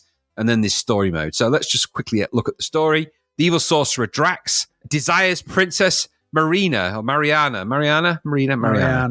and has sworn to wreak an unspeakable doom on the people of the jeweled city unless she is delivered to him. However, he has agreed that if a champion can be found who is able to defeat his demonic guardians, who all ironically look exactly the same but different coloured cloth, but it doesn't matter, the princess will be allowed to go free. All seems lost as champion after champion is defeated. Then, from the forgotten wastelands of the north, comes an unknown barbarian. Forgotten Wastelands of the North. His name's Yozza. No, it's not. A mighty warrior wielding his broadsword with deadly skill. Can he vanquish the forces of darkness and free the princess? That's you, that is. That's what you've got to do. So when you do the one-player game, essentially you have to fight, I think, 8 opponents, and then you fight Drax himself. And in doing so, the princess will fall at your feet, literally fall at your feet. Other than that, it's, fighting stuff. So that's the single-player, such as this story mode. Now, this isn't the only... This actually, I think, there's an interesting thing about this, and you might come back to this because you know a lot more about this kind of thing than me, but the idea of it being a 2-player game of this, but the single-player game having a little bit of one-on-one fighter story arc where you're just fighting the same fighter over different leagues of fighter over and again until you get to the final thing. That reminds me of games like Soul Edge and things like that, or games of that type. Come later, maybe, where there's that one-player arc, but you'd be able to speak a little bit more to that than I do. I'm just thinking it reminded me of something I played at your house, and I couldn't remember the title of the game. That's why I'm deferring to you, because my description of that is absolutely shit. But that's what I remember. Are you thinking of Soul Calibur? Yes, that's it. Anyway, so you could come back to something like that. So yeah. So you go through all of that. So you can either practice, and obviously you can play against the computer, or you can play against your friend. And you engage the barbarians in this sort of fight to the death. Now, there's a number of different moves that you can pull off. And by the way, I don't know if you know this, but in the United States version of this, the instead of Drax, is called Gorth. I don't know why, but he is. That's like thinking. Anyway. Is it? I wonder if that's because Drax is in Moonraker, isn't he? Yeah, it could be something daft like that. So you've got several moves in this game, all of which are controlled by the joystick. That includes move without the fire button press. You can move, obviously, left and right. You can protect, defend. You can roll, which is handy for tripping them up. You can jump and you can crouch. And then with fire pressed from in the clockwise direction, you've got neck chop, headbutt, body chop, kick, leg chop, overhead chop, flying neck chop, and web of death. Those are the moves at your disposal. Each one of those is animated in a different way, has a different impact. Your enemy player, or you, have got 6 dots, which are in the top left or top right corner. They're your blows that you can suffer. Depending on the severity of the blow and the difficulty will depend on how much of your dot is removed. Sometimes it's half a dot, sometimes it's a full dot. Either way, obviously, once all 6 of your dots are removed, you are adios, done for, dead. You start with this game, you walk on from the left, and obviously you're awarded different points depending on the difficulty of the move. That's a bit arbitrary. You just got to kind of fight to the death and pull these moves off. You'll spend a lot of time rolling, tripping, kicking, headbutting, head chopping, and wherever possible trying to do the spinny flying move to chop your opponent's head off, which you can do in this game. So for the first time, because this predates Mortal Kombat, yeah, you can actually do a spinning flying attack. It's actually it's the neck chop, one of those moves. But you've got this sort of flying neck chop or neck chop. He spins around and you can actually behead your opponent. And if you do that, it's game over there and then. So no matter how many dots you've got, your head comes flying off. It flies across the screen. When the game's over, whenever the game ends, a little green goblin thing walks across. If you're dead by ordinary means, he just drags your body off and gives it a quick cackle, a really funny cackle. If your head happens to be chopped off, he boots your head off the screen and it bounces off. And then he kind of gives it a cackle as well. It's really nice touches to that. It's really cool. So the idea is then that you can play all these different variants. You've got all these moves. Now, the good thing is here that the moves aren't difficult to master. In fact, because they work on that same sort of logic as IK and as Way of the Exploding Fist, they don't over-egg the pudding. You've got a range of moves, and you've just got to get good with those moves. You play your opponents, and no slouches either. They get more difficult, they get more challenging if you're playing the one-player mode, or even if you're playing your friend. They get more challenging. Play area itself, there's nice, big, bold, well-drawn sprites. They're not the most amazing-looking sprites, but they are perfectly good, barbarian-looking sprites. Maybe the downside is that your opponent looks exactly like you, a little bit, albeit with different coloured cloths and stuff, but let's just accept that as a bit of a limitation. There's a lot of graphics in this game. So you got decent fantasy-looking backdrops. There's the throne, there's like a dungeon. Drax is often there looking on with Marina, whatever her name is. And so you sort of, the play area itself, you've got on left and right, you've got kind of a tall column with a snake wrapped around it. Whenever you hit, the snake kind of gives it like a kind of motion. You've got lots of animations on the main sprites themselves. There's a big Barbarian logo at the top that takes up a good chunk of the screen. And then to the left and the right of that have your player sort of current status display. So, but the main bulk of the screen is your fighting area, which is the good central chunk of the screen. You're looking from the left. Obviously, it's a left to right, right to left. You can, depending on how the game plays, it can change direction in the game. But the idea is that you've got to fight to the death, and you can learn these moves pretty easily. They're quick to perform. There's some really satisfying moments if you pull off the right move at the right time, and you just get lucky, or you just happen to kind of know how to play this game, and you start beheading your opponents, or you do a good head chop. The headbutt move is hilarious, by the way. Just for some reason, it cracked me up every time I do it. Every time you get one of them, it's a satisfying nut sound. It's a good sound effect when you headbutt someone in this game. So the animation's really good. Sounds are very complimentary. In the other versions of this, in the later versions, the Amiga versions, there's obviously more sound effects. I think some of them are even ripped off the actual Conan films. Some of them are. One, or might be even from, again, from Red Sonja or something like that. But here, you got some good little sound effects in there. The clinking, clanking of the swords, the beheading sound, the cackle of the little green goblin thing. It all adds to be quite a fun experience. When you chop your opponent's head off, blood squirts out of his neck hole as well. It's pretty gruesome stuff, right? So it's the death move. Is this the first death move? Is this the first official death move in a game? It might very well be. I think so. So I think the animation's really good here. The sound is really complimenting the actual sound, and the music itself is very Barbarian-y, very da-da-da-dum-dum-dum-da-da-da-da. No, it's very, they've listened to Conan and their derivatives and taken what they could on board. I quite like this. The graphics are colourful, but they're in the fantasy colours. So you've got purples, you've got blues, you've got some of the oranges, you've got some nice colour schemes in here. The animated snakes that hiss are quite nice. The animations of the players are good. The little green goblin that comes on is a nice touch. The battle arenas are good. Again, you've got all of this stuff, and underneath all of that, even if you play as one player, it's good fun for a while. 2-player, you've got loads to go at. This is a good, funny game to be chopping at your mate. This is a little bit like what I imagine Highlander could probably have been if they'd really thought about it. If they'd have put a bit more thought into Highlander, maybe this was what this could have been where that went. Yeah. But also, there's other game elements in here. Night Games has got some influence upon this and the way it kind of looks and feels and the sort of fun of it all. So I really like Barbarian. If there is a criticism, maybe it's perhaps that once you do this, how much longevity is there? This is kind of the Palace curse. How much longevity is there in this game over time? Because if you complete the one-player campaign such as it is and fight all 8 players and kill Drax, by the way, you fight Drax and he fires lightning bolts at you, which are really hard to avoid. But that's the game. And then, so if you do get through that, and all that remains after that is just to kind of do the same thing again, even with different difficulty levels. I don't know how much mileage there is in that for a long, long time, but you've got 2-player in there. And that's only really a niggle.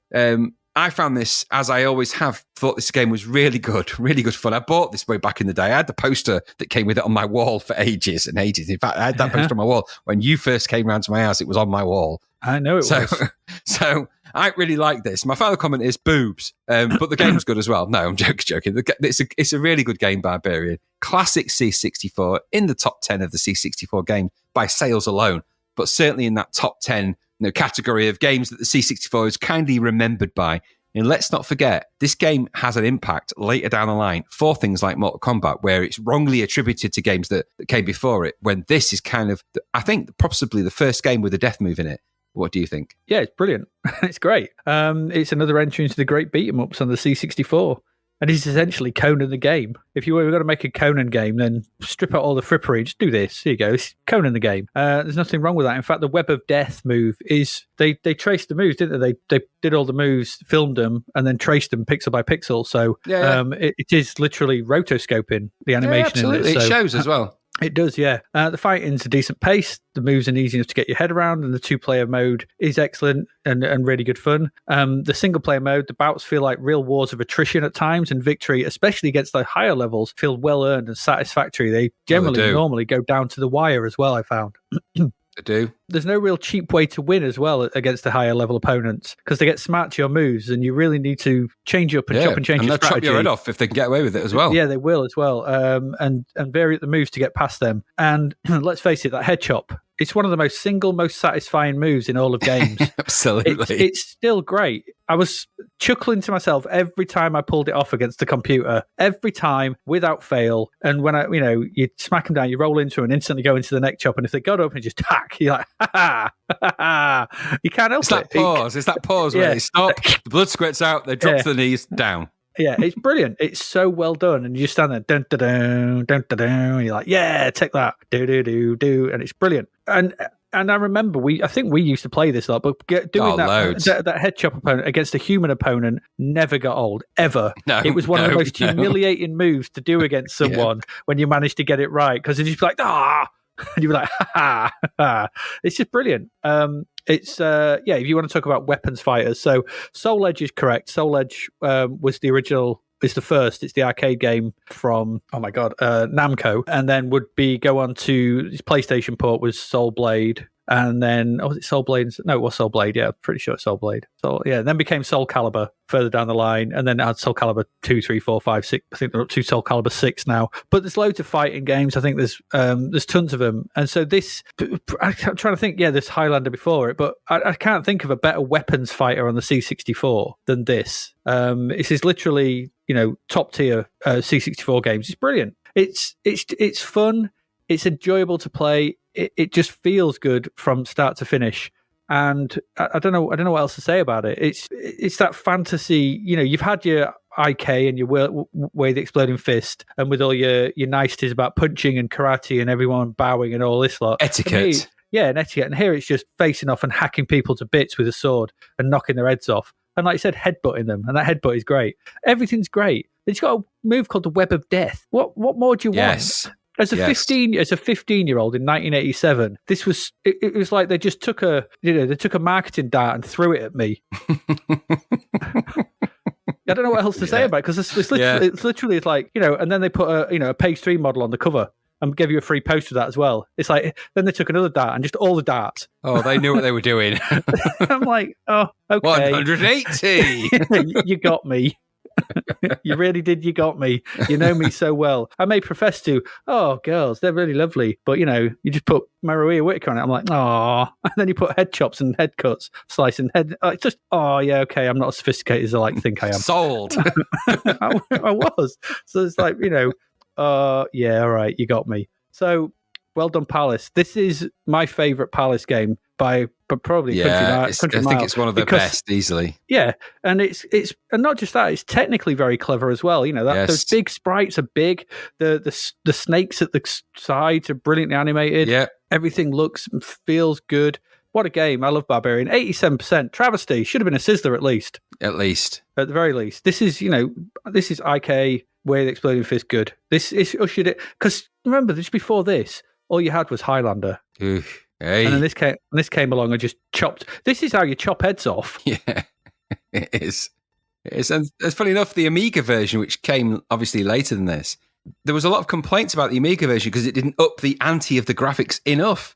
It was the argument was, they made the sound better, but the game wasn't too, obviously the resolution was high, it was 16-bit and whatnot, but it wasn't high enough for it to be differentiated too much from the C64 version. That's because they got the formula bang on. Yeah, they did. I never played other versions. I don't know what they're like. I can't imagine they're as good as this. I'm not going to. I think I might have played the Amstrad version, which I think was okay, but slower and a bit not as good. It's like we said about Whizball. This was the version. Yeah. This was the first version. It was made for the C64. So. Exactly. And when we talk about games, we looked at games, Spectrum games, and we see we're quite honest about it. You want to play Barbarian, you play it here. Yes. It's ace, and it is really good. And also, if you can get 2 players playing this and you pull that head chop off, never gets old. Never, ever. It is one. Because the thing with the Mortal Kombat games is the thing with the neck chop. The thing that makes it great is because it's in the flow of the fight. Yes. Whereas it's the not Mortal Kombat and then finish him kind of fatality, thing. They do the fatality moves, which are at the end, and it's like it's cool to do. They're more humiliating, but the fight's already finished. Yeah. In this, it can be like you can be down to like half a circle right at the end, and then you just pull that out of the bag. Yeah, and it's one of the best moves, one of the best things. Or conversely, if your opponent in the later levels, they will try it a lot. They try it and you block it. You're like, block, you're done. And then you swing in and do one on them. It's like, ha ha. Yeah, exactly. It feels good because it is part of the fight. Yes. So it's not a move alone. It is a finisher in there. It's like that's what makes it so good, because it you have to strategize, like know when to pull that off. And I think that's one of the great things about it. But brilliant. Loved it. Great game to finish on. Yes, good one to end on. I've got to put it here. There we go. Barbarian. What a game. Loved it. I was playing this for ages as well. Again, as soon as I put it on. Well, I went all the way through it. So, but no, that's what happens. Great. Originally, I didn't do it today, but I went all the way through it originally. I went all the way through Beat Drax and had Maria Whitaker all to myself for a while. It was very nice. Be interesting to see how Barbarian 2 fares when that comes along. Yeah. We'll talk about that at that time. We will do. We'll get to that one. Here we go. That's it. That's all our games. We've covered a lot of games in this. Obviously this month, but this episode. What have we looked at? We looked at Killed Until Dead, which we really like. Frost Byte, which hard to control. On-field football, which 4-player American football is never good. Curse of Sherwood. Spectrum. Spy vs. Spy 3. Arctic Antics. I'll bow to you on that one. Karate Champ was curio interesting. Army Moves too bloody difficult. Headcoach. Barmy Moves. Barmy Moves. Dog Egg 2187. Rogue Trooper, which again, forgive and forget. Rogue Pooper. When we have Grid Rider, Beamrider, all over the grid. And then we have the awesome Barbarian. There we go. That's what we've looked at. There's no crap verts this month, I'm afraid. Couldn't find any. We'll look at the charts. So these are from Commodore Snoozer. And at number 10, at number 10, down to number 10, we have Executive Leaderboard. Down to number 9, we have Equalizer. Up to number 8, we have LA SWAT. Up to number 7, Football Manager. Who's buying that? Somebody. Down to number 6 is BMX Simulator. Down to number 5 is Park Patrol. Up to number 4, Into the Eagle's Nest. Staying at number 3 is the Six Pack. Up to number 2 is 4 Great Games. Who knows what they are? I hope they're great. And a new entry at number 1. The power of marketing compelled them to buy Enduro Racer. Goodness me. And how many, the week later, it'd be returned. How many were returned for being crap? It don't load. Terrible. I can't believe Enduro Racer went in at number 1. That's dreadful. No, shocking. What else we got? 11 Microrhythm, 12 Gunship, 13 Avide Monty, 14 180, 15 Olympic Spectacular. Never heard of it. Nice. 16 The Double, 17 Red Arrows, 18 Army Moves, 19 Ollie and Lissa, and 20 The Milk Race. The Double is going to be number 16 for the next 10 years because that's how long it takes to figure out what anything. It is. Yeah. Probably will. Nobody's sure, so it'll just stay there. Yeah, unlikely. Oh, right. We've got some big titles next month. One big title in particular, and one which I reckon might cause issues. What we got coming up is Armor Out, Challenge of the GoBot Colony. We've got Defender of the Crown. Oh, wow. Amazing. Election, Falcon, Force One. Some of these I never heard of. Frankenstein's Adventure, we might look at, probably not. Hades Nebula. We looked at Dracula, so we should look at Frankenstein. Okay, we may have looked at that, yeah. Then we've got Head Over Heels. Oh, gold medal. The first gold medal of the year. Cat Trap. The Last Ninja. Oh, my gosh. Mag Max. Talk. I think this is going to be another triple episode. Metro Cross, Milk Race, Oink, Plasmatron, Quartet. Quartet? Well, it's arcade conversion. It is, yeah. Raster Scan, Revs Plus. Which I don't think we need to look at, really. Shadow Skimmer, Slap Fight, Spell Seeker, Stifling Chaos Adventure, Temple of Terror Adventure, Thing Bounces Back, Twin Tornado, Video Meanies, Wiz, and Wonder Boy. Okay. A lot of stuff for August 1987. That is a lot of stuff. I have a feeling that's going to be another triple treat. Might have to be. There's some big ones in there. We've got, even just Last Ninja, Head Over Heels, and Defender of the Crown are 3 whoppers. I know, yeah, absolutely. So I think that's going to be another split over 3 I'm really looking forward episodes. to revisiting Defender of the Crown because I absolutely love that game. So yeah, same here. It'll be interesting to see how it stands up. Yep. Remember when you're playing it, you will play it, and when you're doing the one-on-one sword fight bit, remember the music says, "What a great service we give." Just saying. You'll know what I mean when you hear it. I remember What a great that. service we give. I remember. Quite interested to Quartet. I bet that's crap. I used to like that in the arcade. Yeah, it's crap. Yeah, it's not good. It's not good. But obviously, we'll see. We don't know. It might be good. I can't remember. Last Ninja is another biggie, isn't it? Yeah, it's a whopper. Sizzler only though, which is interesting. So I know. I'll see that. Anyway, I think we finished there. We hope you enjoyed this episode. We hope you enjoyed the snippet from our Patreon exclusive content. There's more of that over there. There's also our cool Discord server. At the moment, the high score chase, well, I don't know. If you listen to this, it's already going to be past. But you could join in anyway, past ones. We've had Zolix and we've had Eyeball, haven't we? We have. Eyeball is ongoing at the moment. Everyone is getting frustrated with it, I think. Yes. Zolix. I couldn't get past it. I got 50,000 in the end. That's the high score, isn't it? Nah, Dr. Goggles got 77. Whoa, I think I managed 20 on that. Although I did get a half decent score on Eyeball. Well, that's as far as I got past 30.0 seconds, microseconds into the section 2, and that was it dead. So. Oh dear. But I got 1,360, I think. So I'm happy with that.